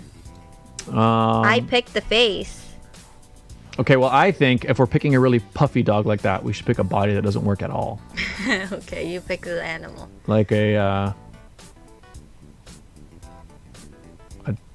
the body of a giraffe. Ooh. Well, no, that's not necessarily cute, but I still want to see. Like, but would the neck be of a giraffe? Yeah, or the the neck body. of a chow chow? It would kind of blend, but I think there's got to be some giraffe neck involved, so it's Okay. kind of like. Okay, and I'm not seeing from the chat anybody, so let's pick. How about Michael Brown if you're still in the chats? We need. Name us an animal. Yeah, and then we have to add the lower levels of it. Okay, so it's like more or less like this. And then Mr. Brown, that. if you're there, you can just scream and we'll hear you. something like this. Right, that's a giraffe. Okay, yeah. And then, okay, if we don't hear anything by the time I finish the draft, I'm just gonna pick. Or do you have an animal in mind? Another animal?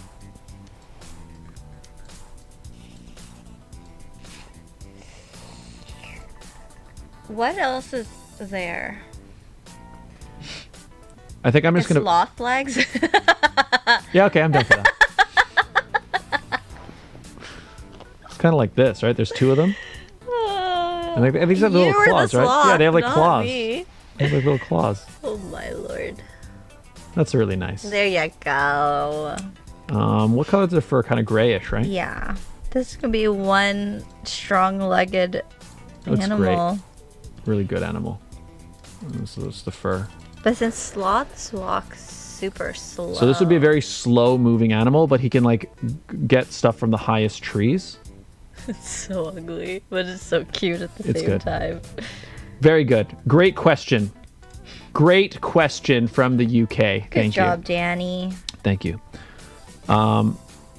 Mike Brown says flippers for feet. Oh, there you go. You know what? I kind of like that. Okay, wait. We can fix that. But what animal is the flippers come in How about a duck? A duck. Okay. But then it's yellow. No, orange. To match the stripes? Yeah, kind of be like this. Here. Yeah, but like, then the the chow chow is also golden, so you can just make it a golden chow chow. Okay. Wow. Oh my god. Right? Those are duck feet. Yeah. Love it. Wait, let me zoom out.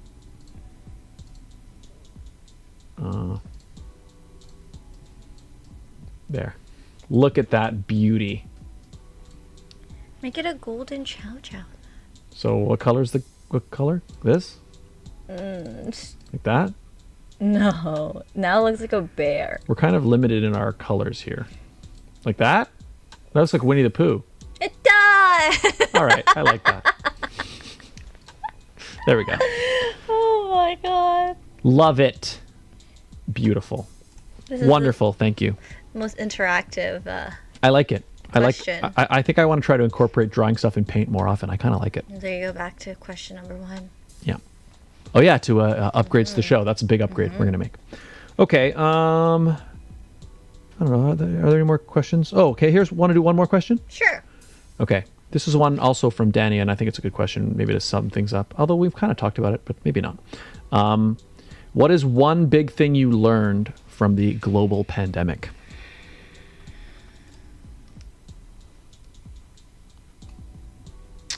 Either about yourself or in general. I don't know. Anything, I guess. I feel like I learned a lot in the pandemic. I learned to slow down, which I think is my big one. Pre-pandemic, I was always on the go, always doing something. If it wasn't the show, it was I'm seeing a show or being at a show or at an event. And I learned to slow down. That's good. Yeah. Cool. How about That's your you? answer. Cool. Yeah. Cool. Cool. What did I learn? I think I mentioned this on the show before, but something that I did learn was that I learned I actually think I got better work ethic through the pandemic. And it was because I realized when everything stopped and I suddenly had all this extra time, I thought I was going to like hit the ground running and like do way more. But I found myself doing way less for a long time, in that I think if I didn't have that pressure of, like, if you gave me a thing and said, okay, Scott, you have 500 things and they all need to be done tomorrow, then I would like buckle down. Sorry. I would like buckle down and like, all right, I got to get them all done. Right. But because it was like there was one thing to do, Yep. I would find myself wasting a whole day and then maybe getting to that one thing. And it took me a long time to discipline myself and like, get into to-do lists and all that stuff to really focus. So if I think there was one thing I learned, it was better time management. Yeah, I think I would pick that. Nice. I realized I didn't check our TikTok to see if there were any questions. Oh, okay. Check it out. Oh, we do have a question from TikTok. All right. Ask it. How much coffee did Scott drink? Oh. Well, like in general or just for today? I think it was at the... Because I was, yeah. Actually, I've switched to decaf. I gave up caffeine. I'm not sure how long ago now, but for a while I was having some, I wouldn't call them problems, but like I just felt discomfort, like really, I don't know, burpy. It didn't sit well in your tummy. Yeah, well, for the longest time I didn't know what it was. I thought maybe it was something I was eating, and I was trying to so I stopped eating tomatoes for a while, like acidic things, And then I eventually ended up stopping coffee for a while, and I noticed coffee seemed to be the thing. But I love coffee, so I'd switched to tea, but I love coffee so much, and then I've tried decaf, and I found that I was able to drink decaf, and it didn't affect me the same way that. So I've kind of just, I haven't had a regular, like I very, very rarely now have a coffee with caffeine, which means this quirky, energetic person. It's just you naturally. It's just me naturally. Nice. Yeah. So how much coffee did I have? I mean, I usually have 1 cup, but it's decaf, so it's not really that. You drink a lot of coffee? I did, and then I got to the point where if I didn't have a coffee within the first hour of being awake, I'd get a headache, and I'm like, ooh, something's wrong. That can't be right. I can't have withdrawals from caffeine. So I purposefully now have stopped drinking coffee first thing in the morning and wait like an hour and a half minimum and then have a cup of coffee. That's good. I think that's a good thing. I think, I'm not sure, but I think it's a good thing to try to not be completely reliant on something. Yeah. Right? I think, and that might be true for anything, right? I'm trying to think if there's something that it's good to be reliant on. Like oxygen. Like we need to be reliant on that. You need to be reliant. Right? And like we need to be reliant on like sleep. Like sleep is important. Mm-hmm. Right? But outside of that, I don't know if there should be anything that like you need to have all the time. Yeah. Right? Same with like vaping, smoking, especially with vaping too. Mm-hmm. You know, alcohol, anything that you just like. I think if you've gotten yourself to a point where you feel like you can't, dependent on it, then maybe you should try to wean yourself off. What is one thing though that you as an individual have, I guess, become reliant, or like you find yourself doing it more often, like cutting your own hair? Oh, well, cutting my own hair. Yeah. Although in that case, I think more like I'm not reliant on barbers. Fair. But yeah, no, actually, I don't know if I really have many things. I think I've... Like something you can't live without. Yeah. I mean, I guess probably like my phone. And even that's probably not a good thing. So I do try to limit. But like pretty much everything that I do, like regardless of what the job is, it always involves screens. And then also all of my entertainment involves screens. It's true. Our internet went down once and it was the worst thing ever. I've learned about myself that I do not like being bored, and I do not like not having internet around. Yeah. Well, I mean, that's the other thing that's the interesting that's happening is like we need more stimulation to not be bored. So I imagine like when we were kids and there was no internet or whatever, right? Like we weren't bored. Yeah. We had stuff to do. You can just go outside, make a bracelet. Yeah. Write a song. My cousin and I wrote a song once. That was fun. Yeah. We had our own girl band. So you guys should perform on the show. We were like, I was probably 8, so she was 5 or 3 years apart. Or maybe she was a little older. So maybe I was like 9 and she was 6. I don't know. But we had a girl band. We're called Double Trouble. Oh. It's time for the reunion. No. Performing live on the sit down. She'd probably hate that. No, we're no longer a band, unfortunately. We were a one-hit wonder. One-hit wonder. That's the story of it, huh? We actually had like a song. We had a dance. Like we would perform it. Do you still know it? No. There's probably a video of it somewhere. No.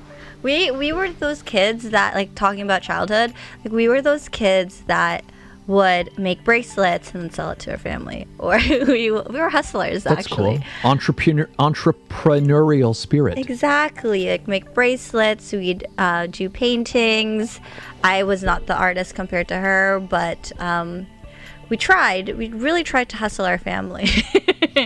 It's good. That was my childhood in one word: hustlers. So you're gonna change one of your change one of the words. Hustling, grinding. Exactly. I was always grinding when I was a kid. Exactly, trying to make way for. Yeah. I wanted to be a superstar. I actually did want to be a superstar. And now you are. I wanted to go to the Philippines and become an artista there, and then I spent like 2 months or like a month and a half in the Philippines and realized, just kidding. Interesting. Would you ever do that? Or did you ever want to do that? Because you would make it big in the Philippines as a... You're not the first person to say that. I mean, I guess I'm not against the idea. I just don't know what would be involved. Well, you'd have to learn I to guess I've learned understand. Yeah. First step, learn the language. Actually, one thing I kind of like the idea of doing is shooting a film with the target audience being the Philippines. Ooh. Like, I thought it would be cool to do one here, starring, like, you know, You. I'd be part of it, but also like other Filipino actors. But it would be like set in Toronto. You know what I mean? So like maybe it would be about somebody who came from the Philippines to here, and then whatever the story is about, they're like, it happens here. But I think that could be kind of cool. Yeah. Like the life of a freshly landing Canadian or Filipino. Yeah. And then I'd wanted to make it like kind of action-y because that's what I like to do, but it would be something fun like that. Like the tribulations that they go through. Yeah, yeah. So that might be in the future. We'll see. The idea appeals to me, though. It'd be fun. I was in Indigo once, like recently, and I was going through the books. I don't read, but I was kind of going through them, and I realized there are a lot, because like, yes, representation is huge, and you see like all the Crazy Rich Asian books, or you see books on different ethnicities, but there is none on Philippines and Filipino people. And I was like, oh, I should write a book and talk about the drama of dating as a Filipino. You know, that's probably...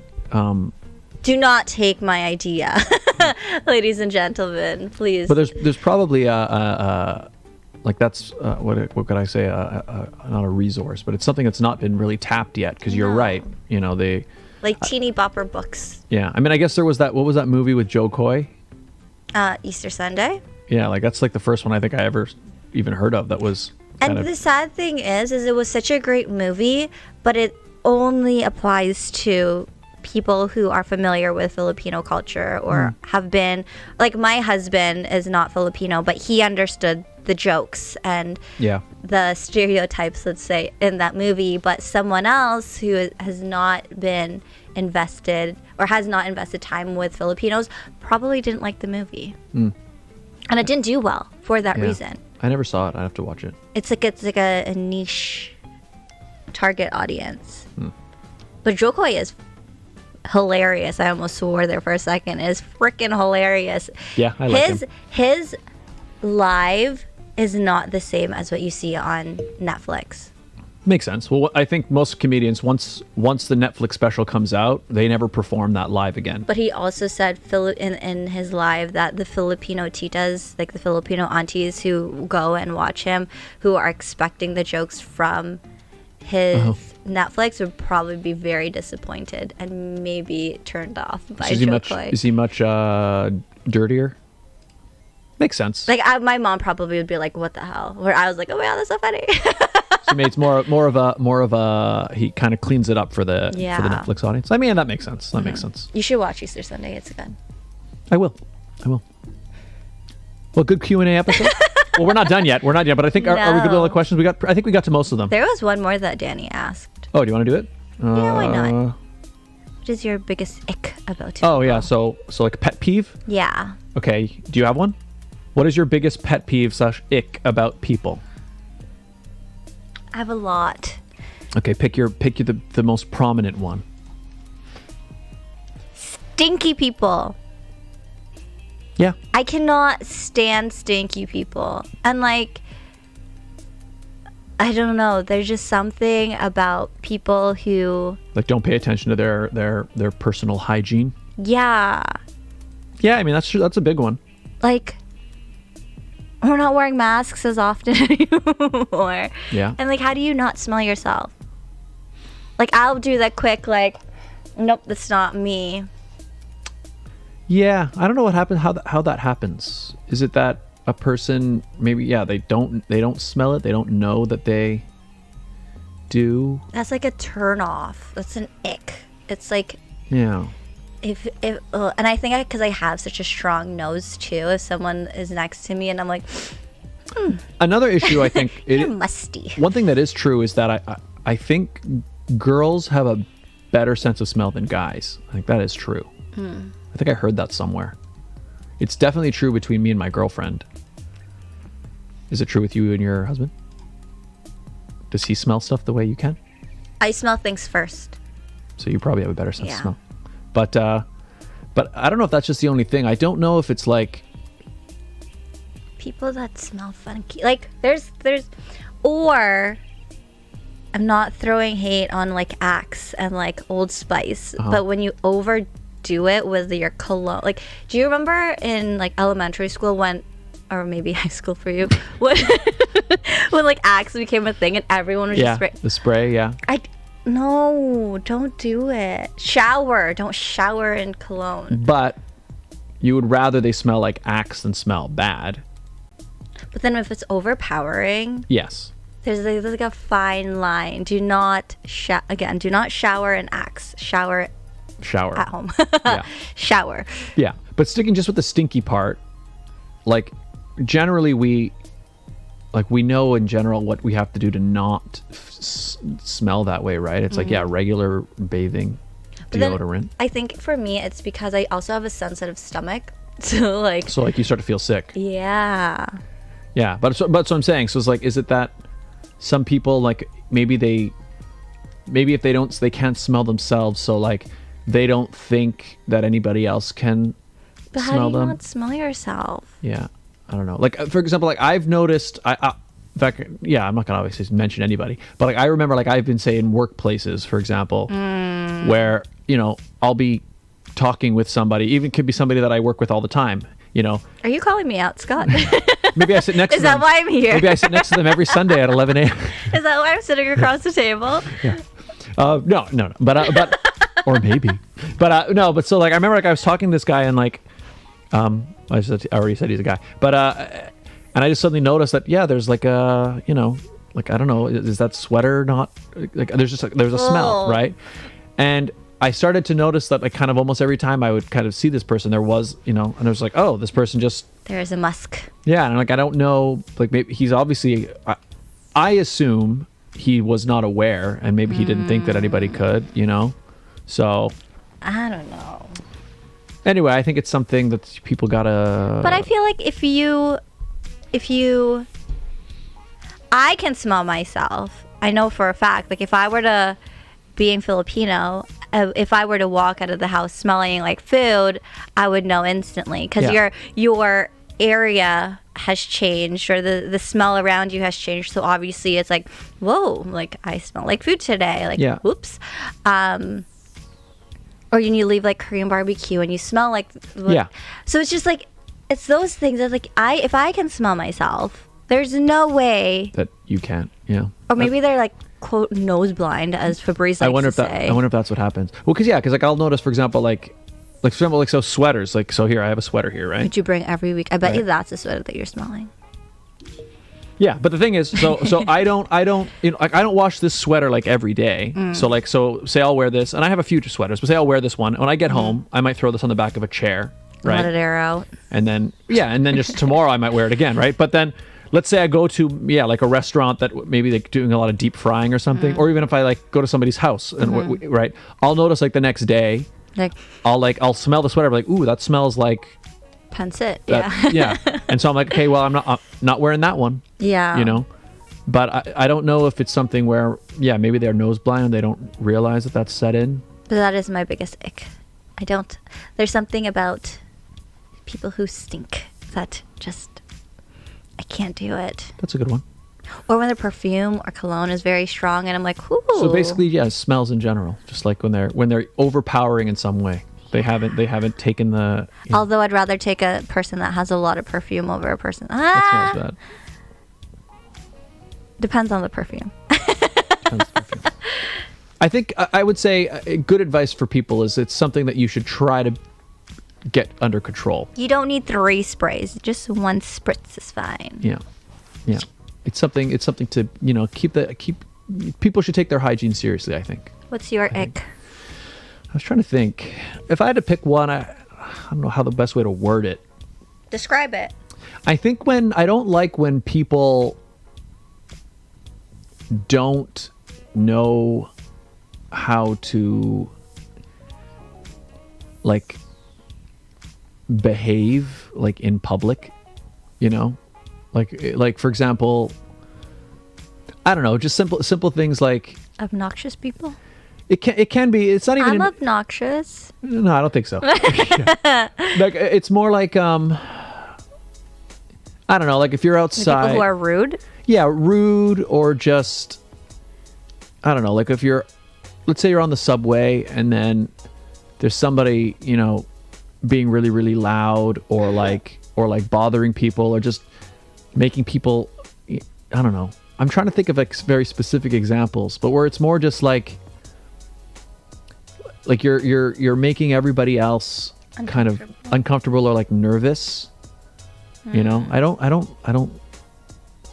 I'm not even sure how to describe it. I'm not even sure what it is I'm describing. So like some of the homeless people you see on the TTC? Yeah, but it's not even necessarily just that. It's, I mean, that's a more recent issue that's something that's happening.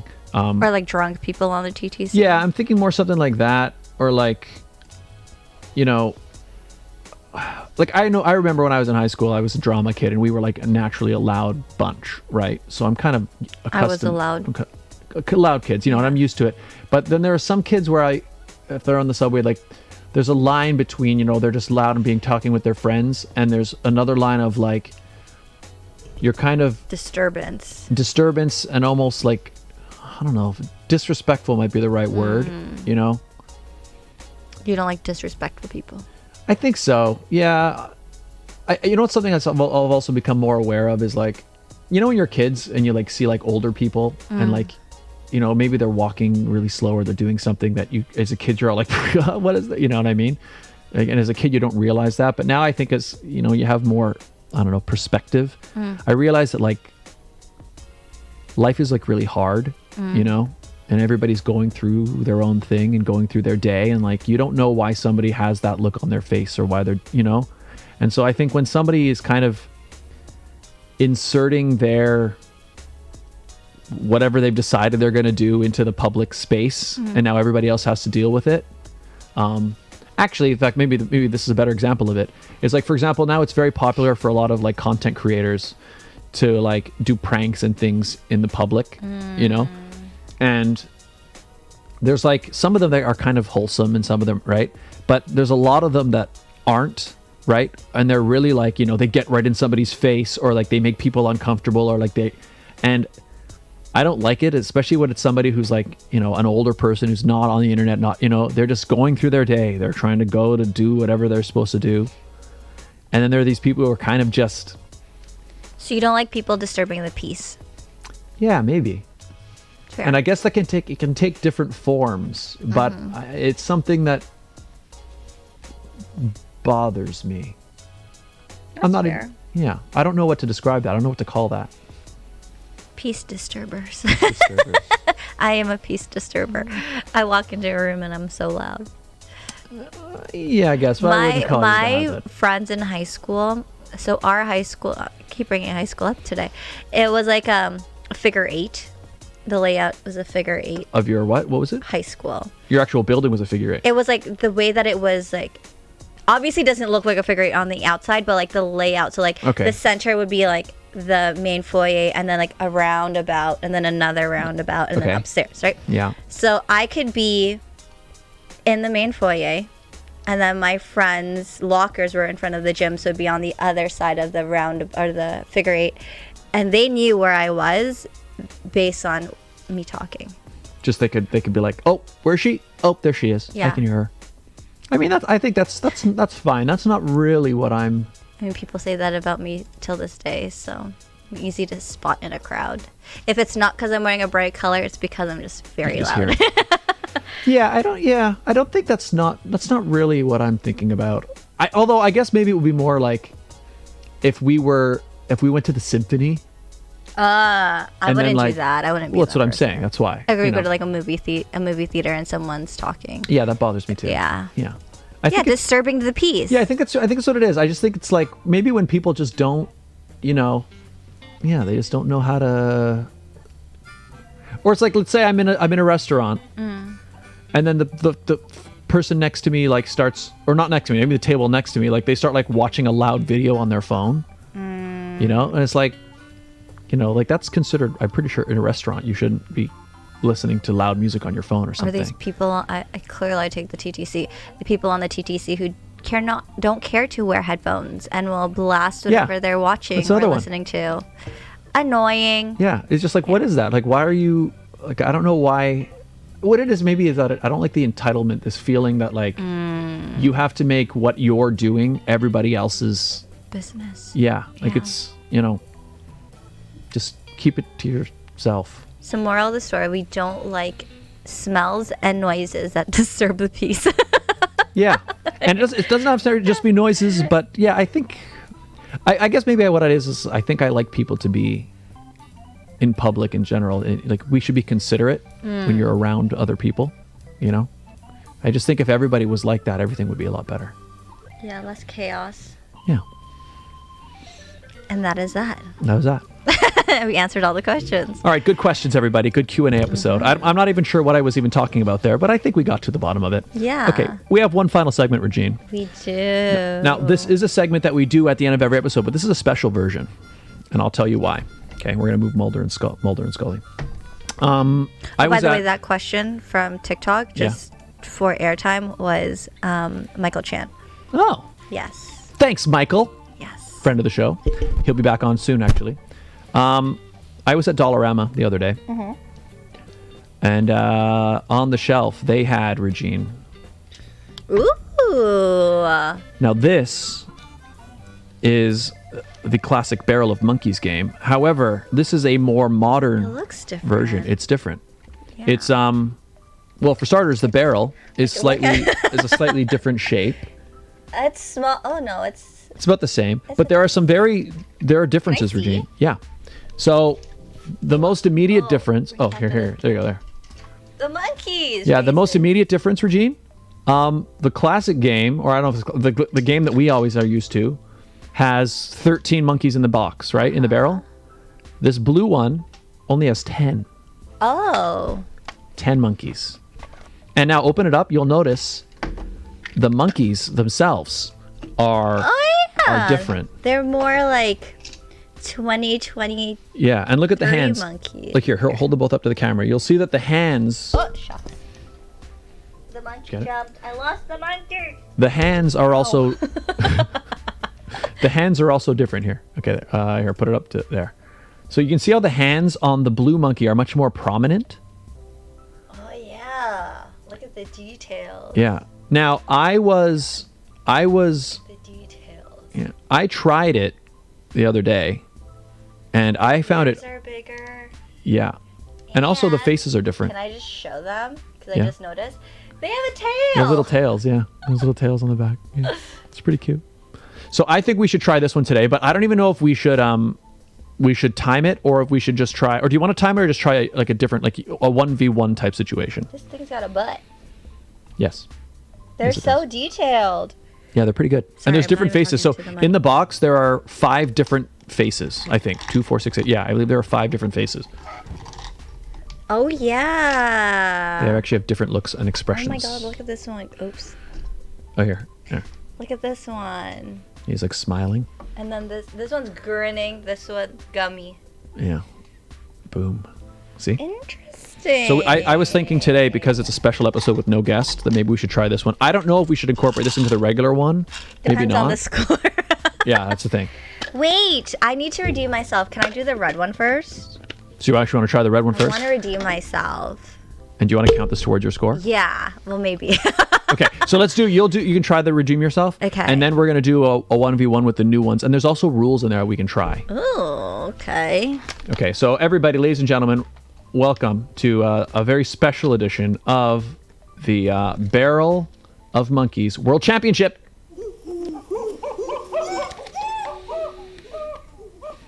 Interesting. Apparently this is Hasbro as well. Yeah, it's a thing. That's why I'm curious. I guess it's just a more modern version. Okay, so I'm going to hand you this. So this is now, so I guess we'll do how we did before, where if you don't pass your previous score, it won't count. but if you go past it, it will. Okay. Do you want to check the No, we're good. Okay. All right. Let me get the And timer I'm going. going to TikTok. Record it. Okay. All right, hang on. Let me get the timer ready. Okay. Are you ready? Yeah. I don't have to tell you the rules. No. You probably know them by now. All right. 3, 2, I'm nervous. 1, go.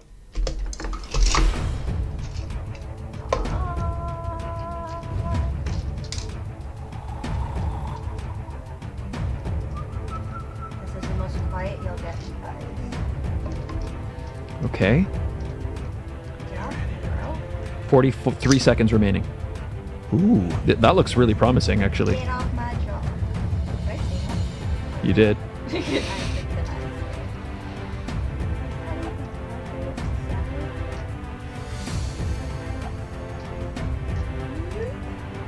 This is looking pretty good to me.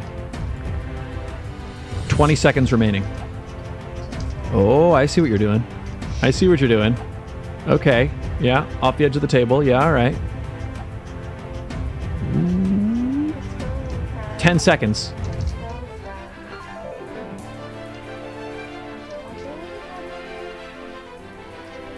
This is not easy. I'm gonna leave it at this. Time. That looks good. Okay, let me look. Let's look. 1, 2, 3, 4, 5, 6, 7, 8, 9. Yay! I made it. Regine has moved up the ranks. That's all I Right? needed. You That's moved one place. All I needed. All I needed. Okay, folks. let me. Where's the? How the heck do I fix this? There you go. Ha ha! Now, to all of those who come on our show, you cannot take notes from what I just did. Oh, it was pretty good. Okay, let's go to the standings. I moved up. That's the most important part. Monkeys standings. Woo! So you were previously right. Where we were? I was third. Third place with 8 monkeys, right? Yes, sir. Okay, so we're gonna take Regine's name. Where is it? I'm at the top, under you. Oh yeah. Just change the number to 9. Well, we should put it on the same level though. So let's do it like. Do do do. Whoa. Oh shoot. The. Just copy and paste it. Hang on. That's Okay. all I wanted was to redeem myself. So we're gonna move Regine up, like so, Amazing. and Voila. boom. I did it, guys. So now the second place is now filled. Scott Dion Brown, Thea, and Regina Alaina with 9. Yes. Okay, that's pretty good. Sweet. I'm gonna keep my score for now. I Okay. won't go after it. But I think what we need to try. So this is the new version. Yes. Okay. Now one thing that's interesting. So this one came with an instructions. Mm-hmm. And it says, let's play. Pick up a monkey to start your monkey chain. Use the first monkey's arm to pick up another one. Add as many monkeys as you can to your chain. If any monkeys fall, return all the monkeys to the pile. It's the next player's turn. Ooh, so if you drop one, you pass it to me? Yeah. Or it's my turn? Yeah, do you want to try that? Sure. My camera is... Okay. Now, one thing that I've noticed about this, I had a pretty hard time with, So then you've already had experience with this. yes, but I just noticed that it's harder. So should I, okay, so I'll just try it right here. And you can control that monkey, that thing. This monkey. That monkey. Okay, so I control are we this timing monkey. this or is to see how, until one falls? Let's try that way. Okay. Okay. All right, I'm going to put the music though. Okay, here we go. So it's not timed anyways, but I'll try and then you'll try and we'll just see. Okay. Well, when you drop one, then yeah. Yeah, okay. When you drop one, we'll count that. Okay, Okay. here we go. Dun, dun, dun, dun. It's on me. Oh yeah. Okay, that means we can't have the music. Oh yeah, it's set up. Oh. There Okay, you whatever. go. No, but the music Oh. won't stay. Okay. Dun, dun, Okay, here we go. dun, dun, dun.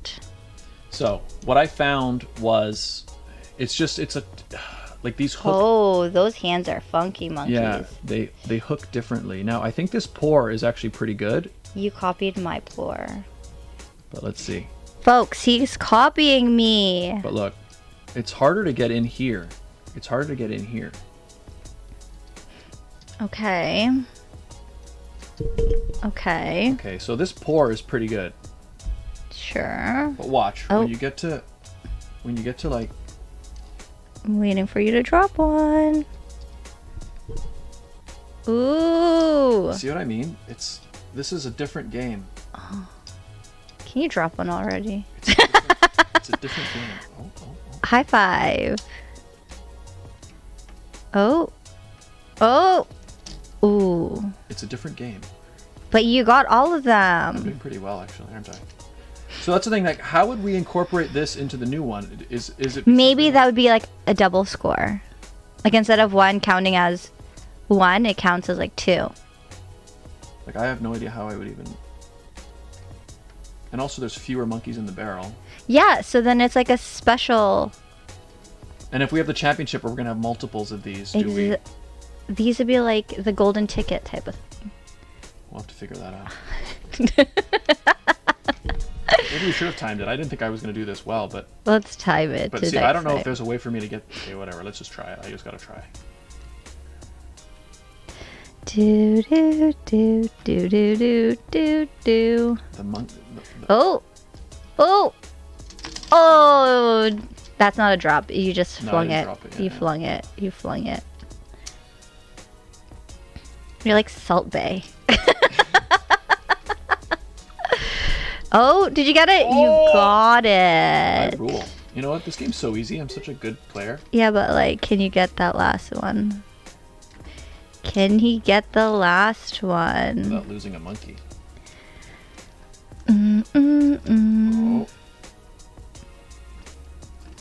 Oh. Oh, he dropped it. You dropped Sorry, it. not bad. You dropped it. Okay, My turn, my turn. so that wasn't bad. No. Now let's record mine. All right. Can I have the cover, please? Oh yeah. Do you want the music? Because I can give you the monkey music. for this time. Sure. Okay, here we go. So it's not timed again, but let's see how you do on the new monkeys.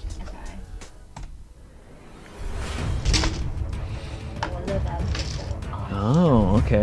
That's the worst floor. So I got all but one, right?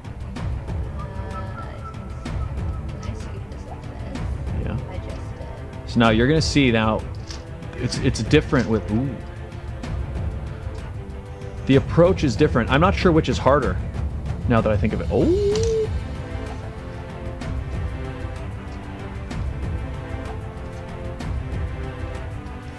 The music makes it more intense. Yeah. That's why it's better. Go, friends.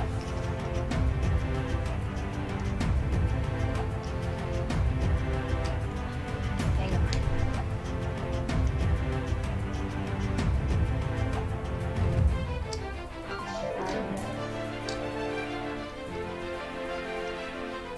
So you find it harder the hands. Yeah. The hands feel like it's harder to get in there. Oh, that was nice. That was a risk, Do the edge. Yeah, I know. but like it could have like fallen. So we're pretty much at the same spot now, right? Oh. But this is risking it because I realized I could have just knocked it off. If it falls off the side, what? I guess you can pick it up from the floor, but you'd have to use the monkey, right? You have to use the monkeys. You should be able to get it though. We're gonna rotate it. Is this cheating? I mean, it might. It Not in might. the rules not to. That's true. You just have to pick it up. Do you think if we had a championship, we would like make a little border so you couldn't go to the edge of the thing, or should we be allowed to? Oh, you almost have it right there. You might win right here. Yeah, I was going for my last monkey, right, when I lost? Okay, so we're pretty much at the same spot right now.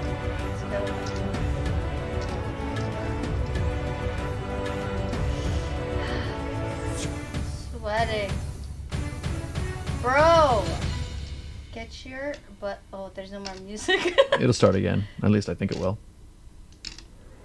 Yeah. Because we never usually go over a minute. You got it. I feel like you have it right there. Mike Brown says need a border. So he seems to agree using the edge of the table. He's telling me I'm cheating. Oh my god, I just noticed it says get ready.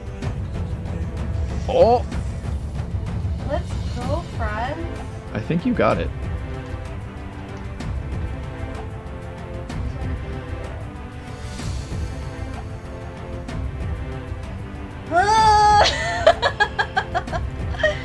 Can you get it? I don't know. Maybe I need to stand up.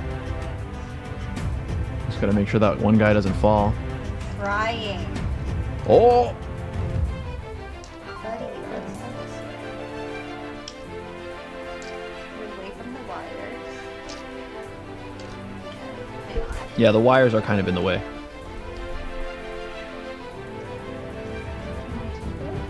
I feel like that's it. I feel like you're about to get it.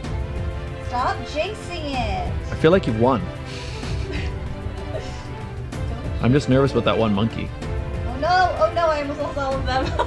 Oh. Hang on. Okay, can we just say it's impossible? That last monkey is really giving problems. We couldn't do it. Just gotta find the angle. Yeah, I lost the monkey to get there. Oh, he's gotta get under there. I know.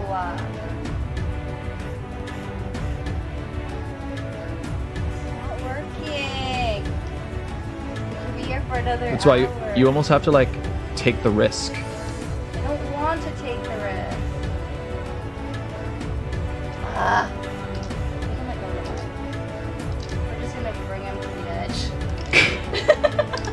I tried not to cheat, but it's not working. Oh! Okay. It took me 4 minutes. I was recording myself. So what do you think of these new? What do you think of these new monkeys? I don't like it. Let's try something. So do you think we should? Do you think we should? Let's just see something. Oh, you're gonna blend them? Yeah. Yeah. Like, see. can we easily grab this monkey, right? But Yeah. can we easily? Yeah. So we could just mix them and just see what we Yeah. get. Okay, good. Because I kind of like the idea of having a version of the game where we have like every Version. yeah, all mixed together, like multiple. But I do like the idea for the championship. Once you drop the monkey. You're done. Yeah. That's kind of cool. So then it's timed. So maybe it's like you have more minutes, but if you lose a monkey, it's over. But you have maybe you have 3 minutes. And then it. So But it's the if most you get in drop 3 it, minutes, or it's over in done. 3. Yeah, Okay. because that took me 4 minutes Yeah, that's pretty cool. or 5 minutes almost. So Okay, good. Yeah, we'll work on it. But this it's very interesting. These monkeys, they're a different breed. exactly, they're a different century. Yeah, probably. Yeah, literally, actually. But they are Hasbro, so Yeah, it's the same brand. It's the same I'm brand. interested to see if we were to get barrel of monkeys from Walmart that If it's different, are newer. I'd almost be interested as well to see what did the monkeys look like in 1965. Probably look like this. Like they haven't changed it since then. You think? Because I don't know when this one was purchased, but it wasn't from the 60s. It's not that old. Did you buy it or did your parents buy it? I don't remember anymore. Oh, wait. I think I might have bought it, but much later. I can't really Oh remember. my god, did you know that the instructions are on here? Oh really? Like actually, I didn't know that. You just need a light to shine on it. I don't think that's on this It one. says dump monkeys onto table, pick up one monkey by an arm, hook other arm through second monkey, blah blah blah blah blah. Does For it- 2 or more, each monkey left on a chain is 1 point. First player to get to 12 wins. So the rules have changed. Is there anything about the monkeys falling on there? No. Yeah, so they've adjusted the rules. This was 1989 and 2003. So there you go. What does the bottom of that one say?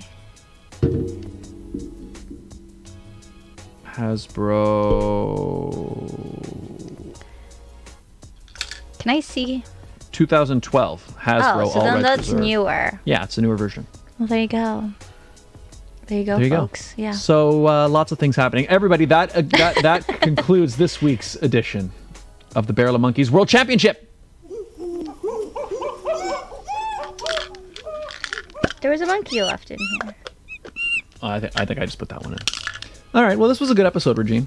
Good Q&A. It was a nice long episode. We haven't had a long episode in a while. Oh my god, how cute! So the front of this barrel has the monkey's face, and the bottom has the butt.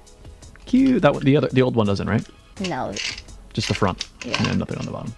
Interesting. Yeah, this was fun. It was a good episode. We learned a lot. It was deep. We learned a lot about each other. Yeah, I like it. And everybody, thank you so much for your questions. We appreciate them very much.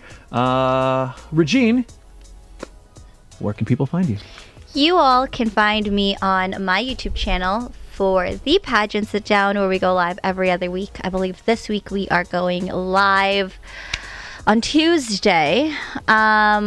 Yes, join us. The link is in the description. You can also find me on Instagram and TikTok at It's Regine Alaina. Scott, where can people find you? You can find me right here where you're watching this very video, youtube.com/Scott Dion Brown. It's where we get all the stuff, the sit down, the gaming, the sketches, the music, whatever I do, all that stuff. youtube.com. You can also follow me on Instagram and Twitter as well. Those are options, but they're all satellites for my YouTube channel, youtube.com/Scott Dion Brown. If you enjoyed this episode, hit like, hit subscribe. Also, follow the show on TikTok, The Sit Down with SDB, Instagram, The Sit Down with SDB, Twitter, Sit Down Scott, and search us up, The Sit Down with Scott Dion Brown on Facebook as well. Yeah.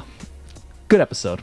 Yeah, this is fun. Thanks to everyone who submitted questions, whether it be on Discord, social, or through FaceTime, and TikTok. And thanks to those who joined the conversation. Nightwolf, first off, thanks for opening up. Yep. Yeah, that was nice. Yeah. And all of you guys, thank you for all the support over these years. It's been really wonderful to grow this community with you guys.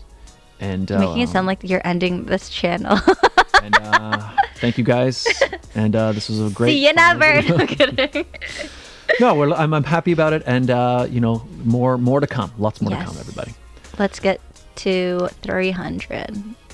300 episodes. Yes. Yeah. Yes, that's right. 300 episodes. Road to 300. Let's get me to 300 subs too while we're at it. Subscribe to Regine, everybody. Link in description. Yay!